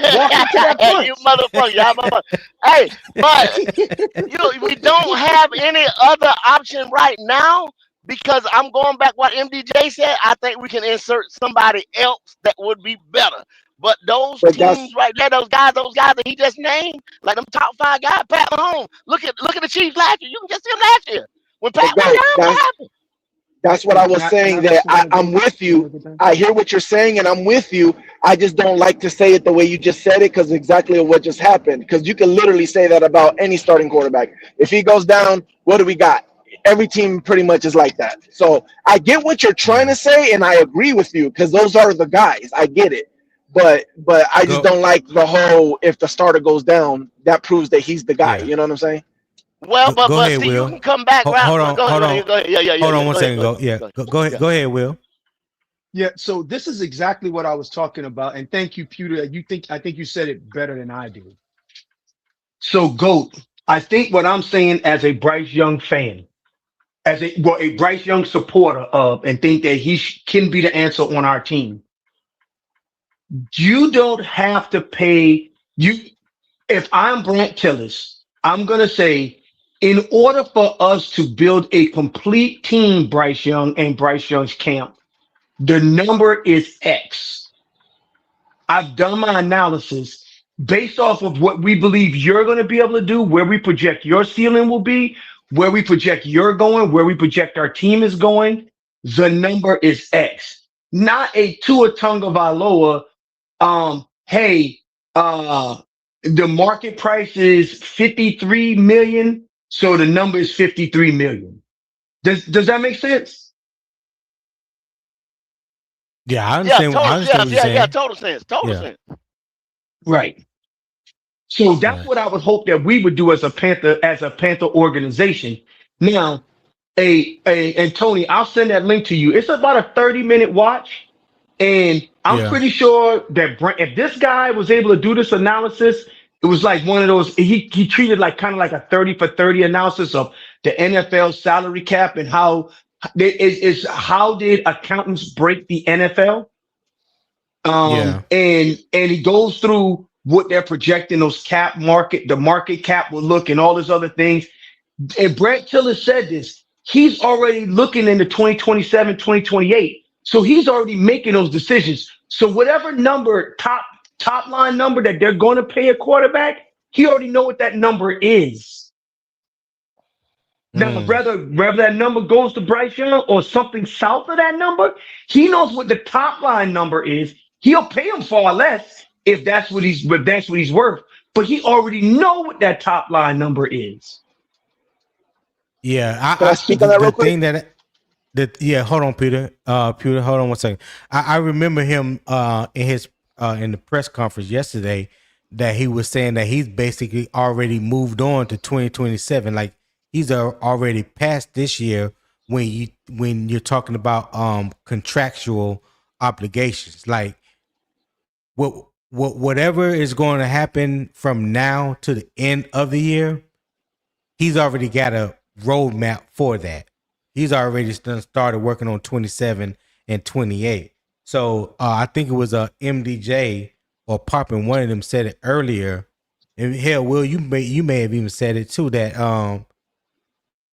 there's a certain number that is sitting to the side for Bryce right now. But also, because I don't want to lose my train of thought, because Peter said something earlier. And when we talk about these rookie contracts, these quote unquote franchise rookie quarterbacks that's on their rookie contracts, and you always hear about the teams wanting to build around these quarterbacks as much as possible because when it comes time to pay them, you won't have the money to pay the people that needs to be paid. So that's why they're trying to get these players in and pay them now before the rookie contract runs out on the quarterback. Could it be a thing that Carolina is also waiting to add more pieces to before they extend Bryce Young? Do you think they feel like they may be at that place where they can say, okay, we got everything else we need right now. Okay, now let's go pay Bryce Young? Of course, because if we come out and we win 11 games, yeah, Yeah. that ink is getting ready to be Okay. signed. Of course. Okay. Can I speak Okay. on What you think? Oh, go ahead, Peter. My bad. Go ahead, Peter. So I wanted to speak on what homeboy was saying a little while ago about basically telling Bryce, listen, we want to pay you, but we're going to need to pay you this X amount so we can have this X amount for the team or be able to keep the team built around you. So So you good news and talking bad, about a team friendly deal? right. So the good news and bad news, right? The bad news, that's not what the NFL is right now. Right now, the NFL is, okay, do you believe he's your franchise quarterback? All right, pay him like he's your franchise quarterback. That's where we're at right now as the NFL. The good news is it's kind of teetering right now to what you just said. We seen that with Sam Darnold, right? The Bucks are trying to set that precedent with Baker right now, which is like, listen, you can be our quarterback, but it's going to be at this amount of money, so we can still build with this amount of money. They're trying to. The NFL is slowly trying to turn into that.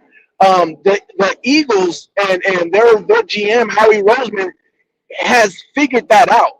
has figured out, listen, Mm-hmm.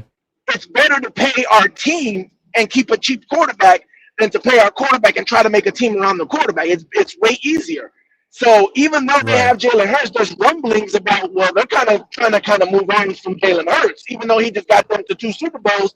It's like that contract is kind of killing us. We rather just go and pay the team. You know what I'm saying? So the league is slowly trying to turn into that, where it's like, listen, we're turning the tables on the quarterbacks. Like, we love that you're a good quarterback, but if you're not willing to take a team-friendly deal, if you just want to gash us for everything, then we'd rather go the cheaper route and go with a rookie or go with one of these other quarterbacks that's been thrown away by somebody else, and we'll take a quarterback-friendly deal. You know what I'm saying? So I don't know when you guys are going to pay Bryce, but, the longer you wait, it might benefit you guys, because it might be in the NFL where it's normal. It's normalized to be like, okay, you're a franchise quarterback, but still take a friendly deal, and let's build this team and win a Super Bowl. You know what I'm saying? Will, you was getting ready to say something?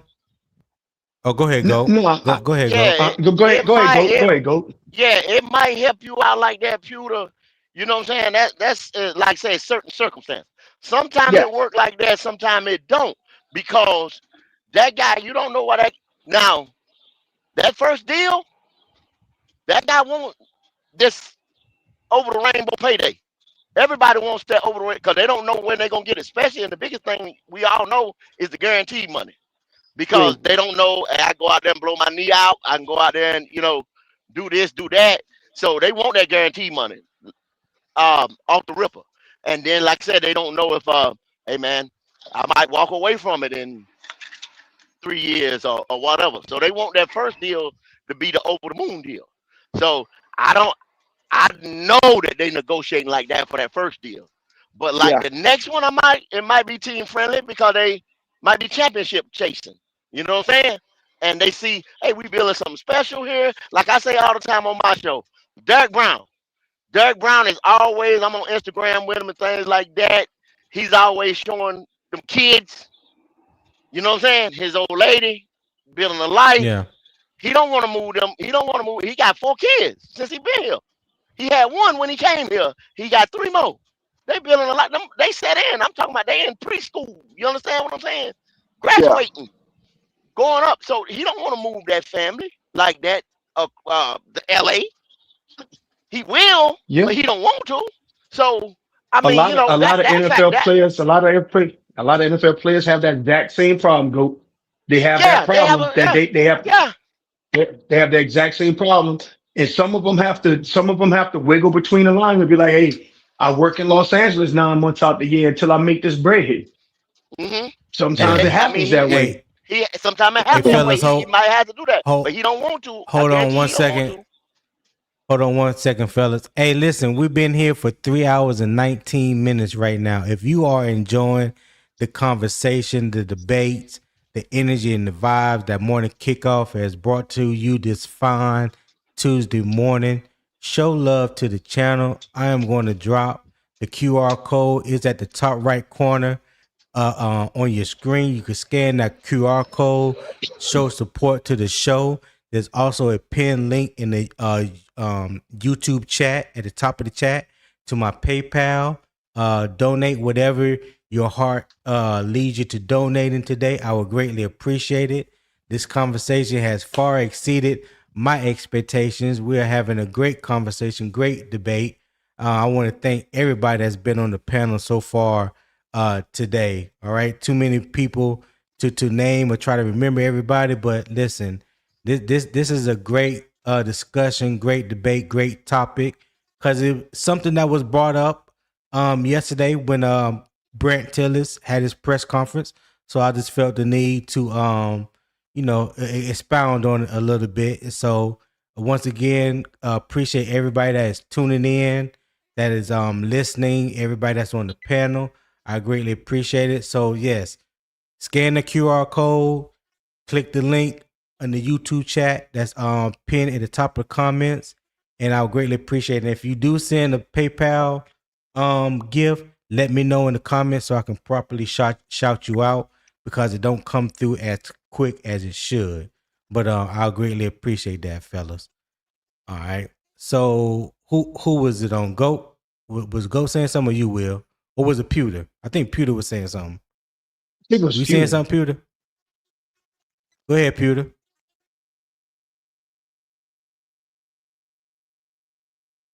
All right. I guess Oh, I don't know where he Pewter. went. Okay. Well, go ahead, Goat. I think you was about to say something too, when you. No, all I was just making that point about Derek Brown and his family, and now that he got his $100 million deal, he'll probably take, well, he actually did, because he put some money on the back end. You know what I'm saying? He restructured. Yeah. So, and that's the reason why he restructured. I mean, he got a family, and he don't want to uproot his family. So, that's a factor. I mean, it just got a lot of things that be like, oh man, this guy gonna do this, and this guy should take a team friendly deal, and whatever. It depends on what he got going on in his front door, what they doing behind the scenes back in the organization. Um, but I could tell you, Bryce Young and his organization more than likely is not taking no team friendly deal this first deal. They might restructure after a while, but y'all got to think. He got paid. He done got his 5th-year option. He done got his rookie money here. Don't Right. cry for him. Now, he done made some money over here as far as that is, but he looking for that. I would imagine that he thinks he's been a #1 overall pick, Heisman Trophy winner, this and that. I would imagine he thinks he's the guy. I don't, but so they want to get paid as such. I would imagine.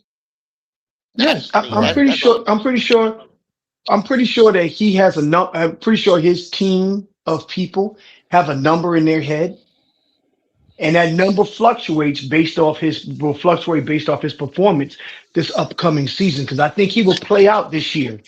I think he'll play out this year. Um, However, if and this is just me, if Brandt Tilis comes up and says, if let's say if Bryce Young gets a contract of, I'm just going to be throw hyperbole up there, $50 million per year, 4-year deal, $50 million per year, $200 million. If Yeah. Brandt Tilis agrees to it, there's a plan. I Mm. truly believe that. Okay. Whether we believe he's worth 36 or not, Brandt Tilis, Dan Morgan, and David Tepper believes that is right. And based off of that, there's a plan to continue the trajectory that they have going today. Okay. Peter, what you got, Peter?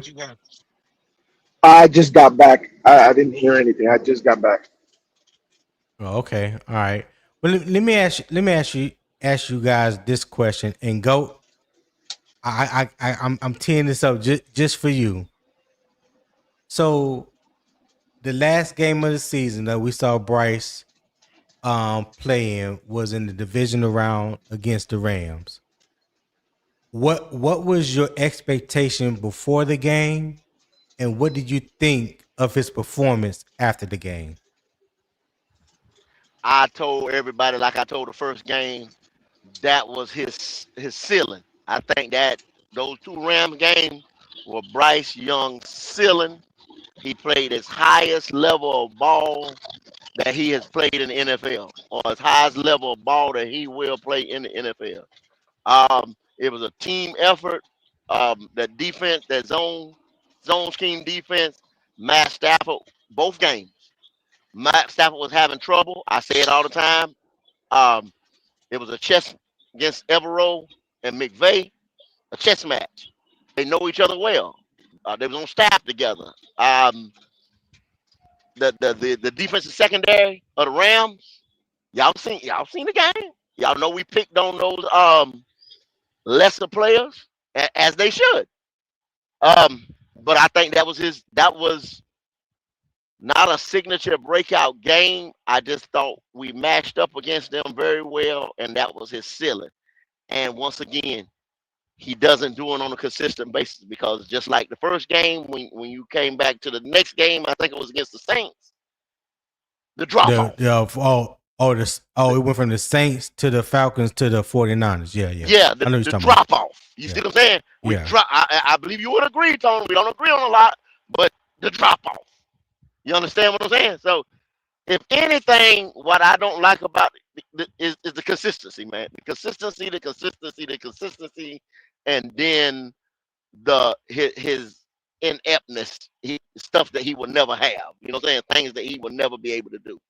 So that's why you don't get the consistency in play over and over again. And what you got, Will? So do you believe, Brent? Do you believe? This is for a question for the group.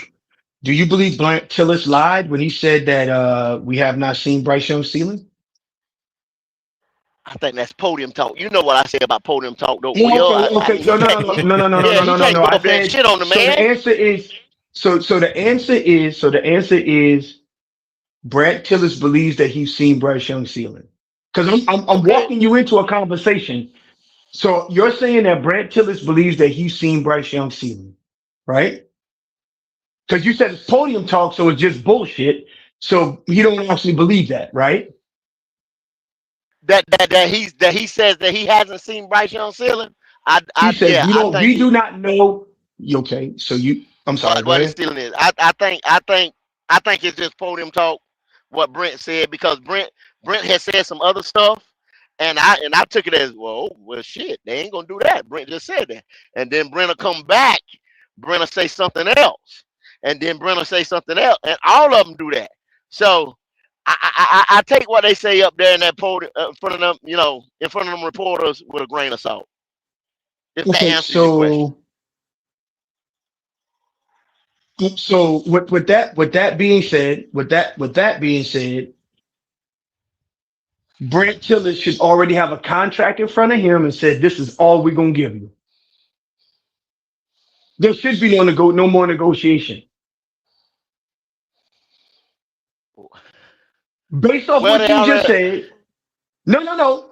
I'm just saying. I know you said he's keeping his conversations with the team private. The team's conversation, negotiation with the player's agent, that's a private conversation. Mm-hmm. So what you just said and what you believe, Brandt Tilis has already slid that number in front of them, and that number ain't going to change regardless of how Bryce Young play next season, right? Because his ceiling is where it is. We should not see anything more from Bryce than we've already seen. Okay, but what if the ball bounces? What if the defense? Don't tell me nothing about the ball, but I'm talking about Bryce Young. I'm talking about Bryce Young. Bryce Young should throw for 3,000 yards. 3,000 yards. Right. All right. Go ahead. No, finish your thought, Will. Then go ahead. He should go for 3,000 yards, 24 touchdowns or 25 touchdowns, 12 interceptions. That's his ceiling. I'm not talking game for game or none of that. He's reached his ceiling. So we shouldn't see anything different next year. Nothing. So with that being said, this is my question. So the number that we got in front of him right now should be the number, and that's it. There's no negotiation. If that's the case, you're exactly right. If he turns in you the same paperwork that he had last year, that's the case, and they're moving on. That's what I'm getting at. You talking about paperwork or the same production? Go. The same production. That's what I mean. Same paperwork, same production, same production, same numbers, same paperwork. Yeah. So in other words, hold on, Will. Okay. Let go finish. Go ahead, go. Yeah, I mean, why he just said the question that he just asked, I answered it. If he turns in that same the same production, same paperwork, that means they're gonna tell him, this is for what you've done, what you given us, this is it. We're moving on. Because if he does that, If he turns that in and you say you don't want to hear nothing about the defense, you don't want to hear nothing about that, that's not good enough. We're going to be somewhere at 8 with this number 1 schedule and the team that we're facing right now. If he gives you those type of numbers right there that he gave you last year, we're going to be somewhere between 8 and 12. Now And we're taking a quarterback. the reason why I pointed that out to you, the reason why I pointed that out to you, Goat, for you to say exactly that. Because yeah, I believe in that. I believe that wholeheartedly. I know you believe that. Now, what you're gonna have to freely admit later is that ain't happening. That is not his ceiling. Bryce Young's 3,100 yards last year isn't his ceiling. So that's the reason why, if you are in negotiation, you never say that. Brandt Tilis would never say that we've seen a ceiling. Privately to his agent, he would never say that. You know why? Because as soon as Bryce Young does better, they are going to beat the shit out of you at the negotiating table. Yeah, he's setting them up. Yeah. You set your, and that's the reason why I set you up with that. That's why you do not come to the negotiating table with emotion. You always come to the negotiating table with shaking hands. And in business, if you want a friend, buy a fucking dog. There is no friends in business. So I said all that to you, Go, to walk you into that conversation. I'm willing to bet money that he's going to throw for more than 3,100 yards this upcoming season. He's going to throw for more than that. He's going to have a better statistical season. I mean, he probably would because them numbers right there ain't nothing. He probably would. But you asked me the question. You asked me that question, and I told you what I seen in the Rams game. That Rams game was his ceiling. I didn't mention the Rams game. No, that. Well, I mean, no. He go answer the question that I laid at him. He talking about the question that I asked him about the Rams game, the before and after performance. Yeah. So I'm gonna ask the same question. The same question to you, Will, because you never answered that question. What was your thought about Bryce going into the game, and what was your thought about him after the game? So I believe how do you think he performed? He performed exceptional in that game. Okay. He performed exceptional in that game, and I believe that he could do that. If he could do that against the Rams, he could do that against other teams, and he has to do that consistently. He has to show consistency this season. And I just want to point out one more thing. Whenever you get a chance, I'm going to talk about this first play schedule bullshit. Whenever we get a chance to pivot to that. But yeah, but I think that that game that he played shows what he can do against a Super Bowl contending team. Because we had that game won. The offense had that game won. Yeah, that's a whole another topic in debate for another day. I'm back. Because there's a lot of people. Yeah, there's a lot of people that feel differently about after the Panthers took the lead in that game with like 3 minutes and 29 seconds or something like that left on the clock. And then, the Rams went and marched down the field and scored and left us with 37 seconds left on the clock and was thinking somehow miraculously that we could have pulled out a victory. But yeah, that's another topic for another day. But yes, Peter, we did have the lead. We did take the lead in the fourth quarter in that game when we hit Jalen Coker on a China route in the end zone. It was like 3 minutes and 29 seconds left in the game. We was up 27-24, and we went and let the defense allow Matthew Stafford to go right down the field, and they scored, took time off the clock. And I think we got the ball back with like 35, 36 seconds, something left in that game. But yeah, we had the lead in that game. Yes, we did. Yes, we did. So, did you watch that game, Pewter? Nah, I didn't watch. I was pissed. I didn't watch no playoff games. I was pissed that year.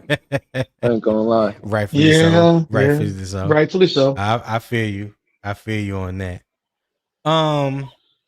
Man, because I have gotten past like this conversation has been so. I listen. I did not think this conversation was gonna be this good. You know, this debate was gonna be this good about Bryce. For me, what I'll say about Bryce in the contract extension, just based off of what Dave Canales has said publicly about Bryce, what Dan Morgan has said publicly about Bryce. I think Bryce is ascending in the right direction. And I mean, from the time he came back from being benched until now, I think he's ascending in the right direction. Now, I'm not gonna go out here and say that, you know, he's blowing the roof off or anything like that. But I do think when you look at it in its totality, talk about his mental makeup, his confidence, you know, like Goat and I agreed on earlier, there are some things that he needs to work on from a quarterback standpoint. But overall, I think it is kind of ascending for him.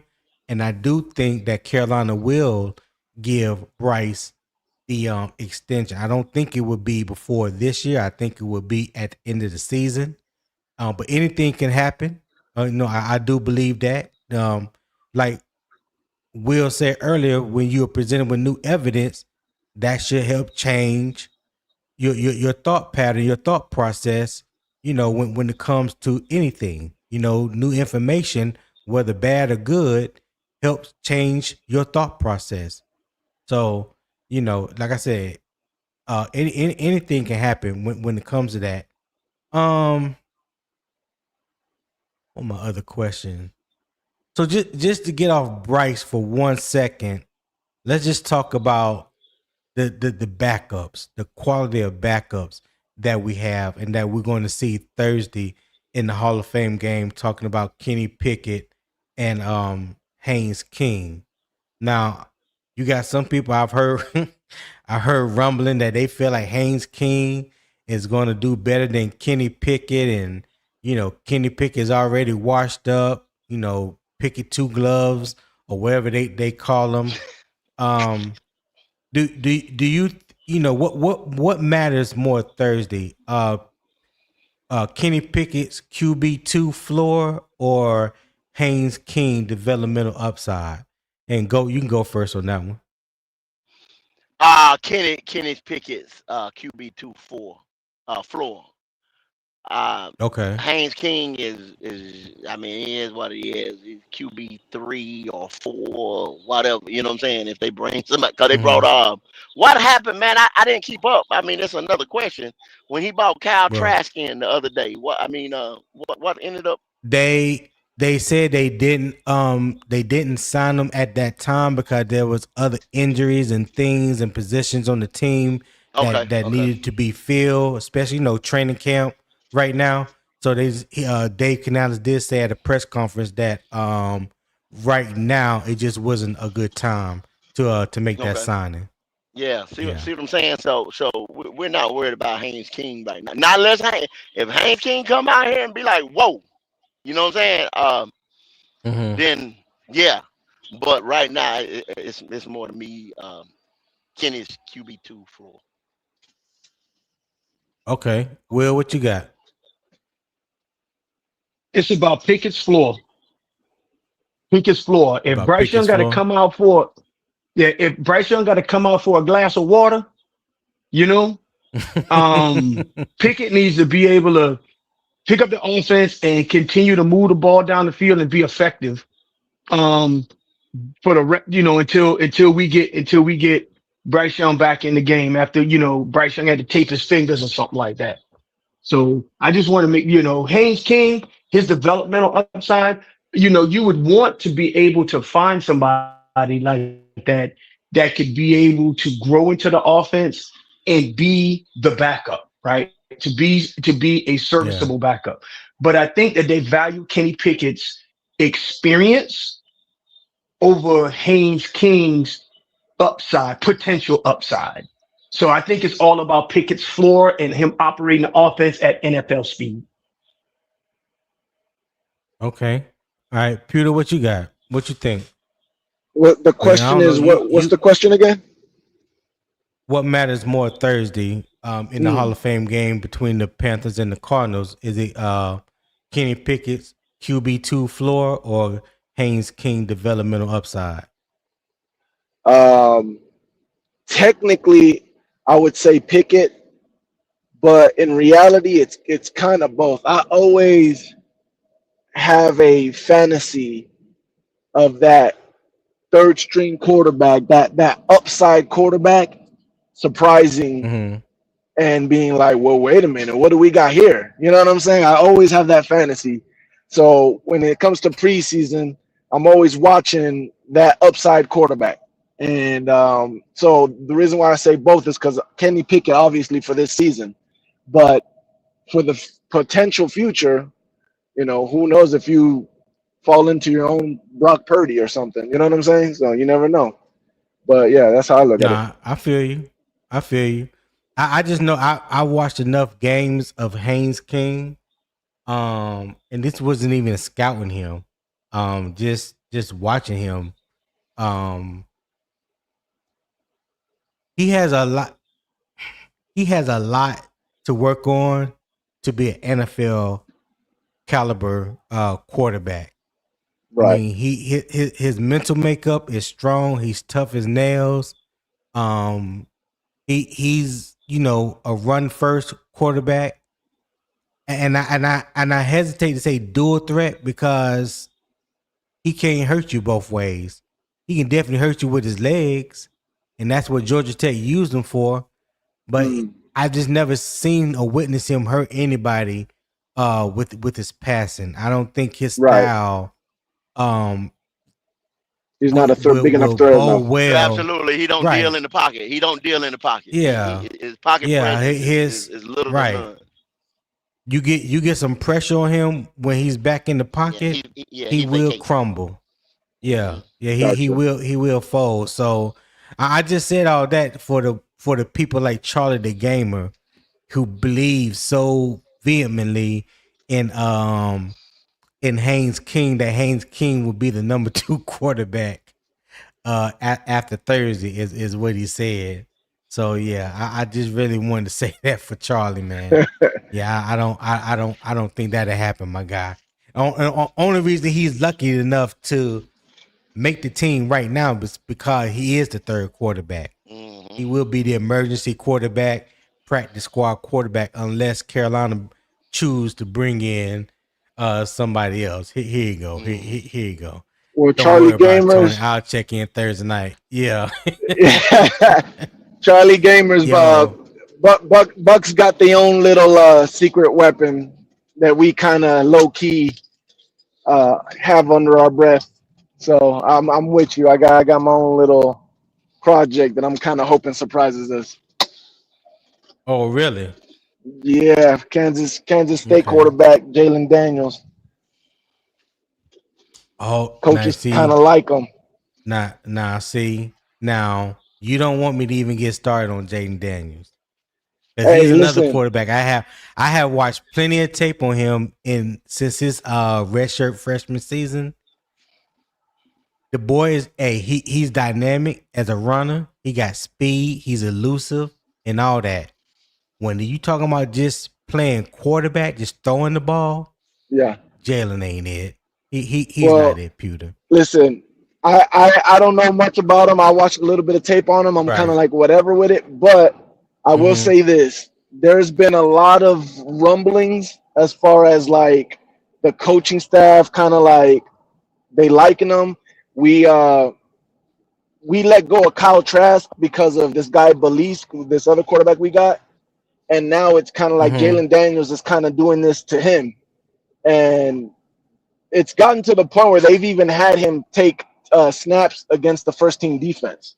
So Bowles is kind of like really poking at him and seeing like, do we have something here? Like, and I didn't say this loud, but I've been telling Buck fans like this Baker contract, like what people don't understand is Baker's not pissed about the money. He's pissed about the years because Jason Light basically told him, "Yeah, we like you. We just don't think you're our long-term solution."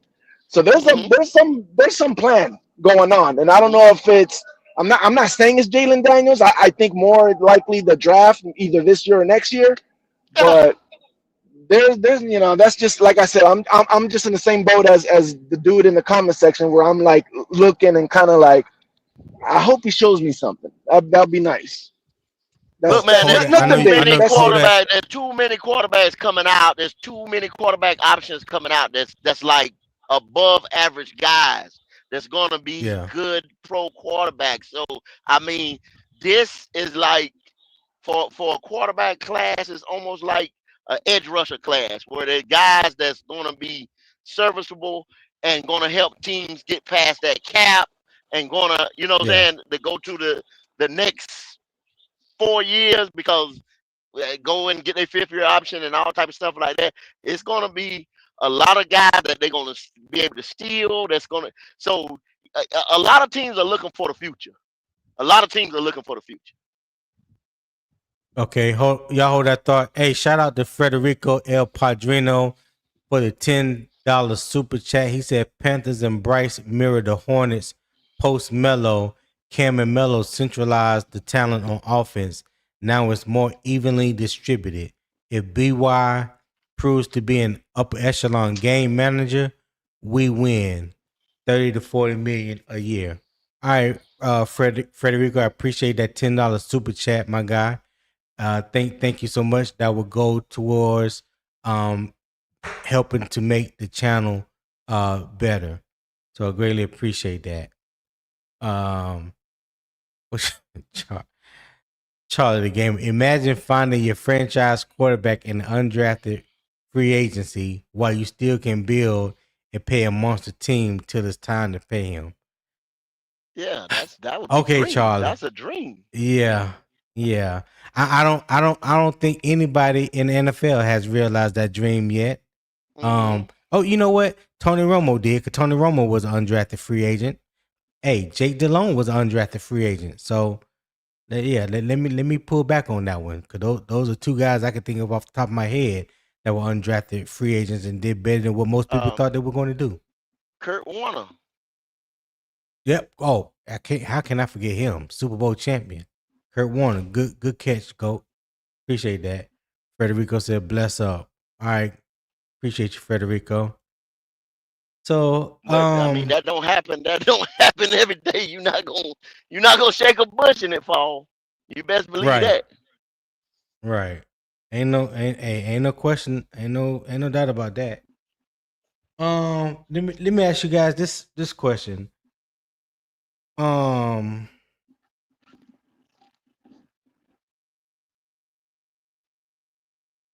Which quarterback mistake will concern you the most?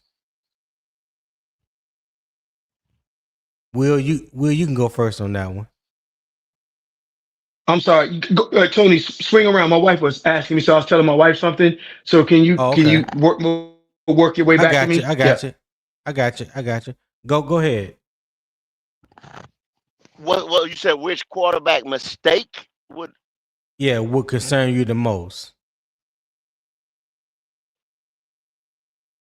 Far as what though, Tony? Like, what you mean by that? I'm not, cause I don't believe I'm getting what you're putting down. You're right, because I didn't. That wasn't a thorough enough question. Hmm.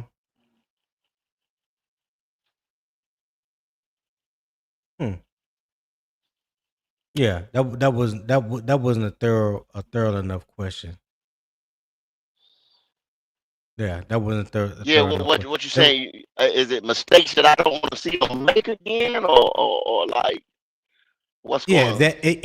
if you want to answer it that way, I didn't pose the question correctly, but if that's the way you want to answer it, go ahead. I mean, we not far as Thursday. we're not gonna see enough of Bryce Young to say, "Oh man, he's doing this again or he doing that." If he even plays, is he Right. supposed to Yeah, play? we're Is not he gonna see supposed to it. play Thursday? No, We're not gonna see it. no, they already Yeah, they already said the starters will not play Thursday. yeah. So all we gonna be doing is evaluating. You know what I'm saying? Practice squad guys and Mm-hmm. backups and stuff like that. So yeah, we just gonna be happy to see football again. That's pretty much it. Yeah. So I mean, like going into the preseason, the dress rehearsal or something like that. Um, I mean, as far as Bryce, it's a lot that I want to see different. But I'm pretty much y'all just have to hate me. I'm just pretty much out on Bryce Young, man. Like let's move on. Yeah, I'm just ready to move on, man. Yeah, I I feel mean, you. I feel you. yeah, Hey, one thing about it, you have been 10 toes down on how you feel about Bryce yeah. from I'm from just from ready day to move one. on, So man. I'm just let's go to bigger and better things, man. Like okay, I got you. I got you. But stick around because I want to holler at you, go. But we're getting ready to get up out of here. I appreciate everybody for joining today. Everybody tuning in. We had like almost like 110 people watching between two channels. Shout out to Pewter, Will, Go, MDJ, Poppin, Driver, Ray Shack, everybody that was on the panel there. I greatly appreciate it, you guys. So yeah, I'm gonna go ahead and give my closing statement. We're gonna get on up out of here. So Bryce Young has earned organizational belief, but the Panthers still have to decide when that belief should turn into a long-term financial commitment. Seattle will serve as a test of whether Carolina rebuild has truly matured, since the Seahawks represent the kind of physical, adaptable, and stable organizations the Panthers are trying to become. Thursday shifts the focus to a different evaluation entirely. Kenny Pickett needs to establish immediate backup stability, while Haynes King must show developmental discipline. The grading process cannot be limited to points or highlight plays. Instead, it has to focus on communication, decision making, response to pressure, and how each quarterback corrects mistakes. That is what separates a simple game result from meaningful football evidence. Hey, thank you guys for tuning in. I hope everyone enjoyed the show. If you did, share it with a friend or family member. And don't forget to hit that like and subscribe button on your way out. If you want even more content, consider becoming a member on my Patreon. Is getting ready to ramp up over there. That's where we're going to do more, have more deep dive football discussions where we're talking about scheme, technique, anything that has to do with football, because there's a lot more things I could do over there than I can through YouTube. But all the links to the social media is in the YouTube description. You can check it out. I greatly appreciate it. And until next time, everybody, keep pounding.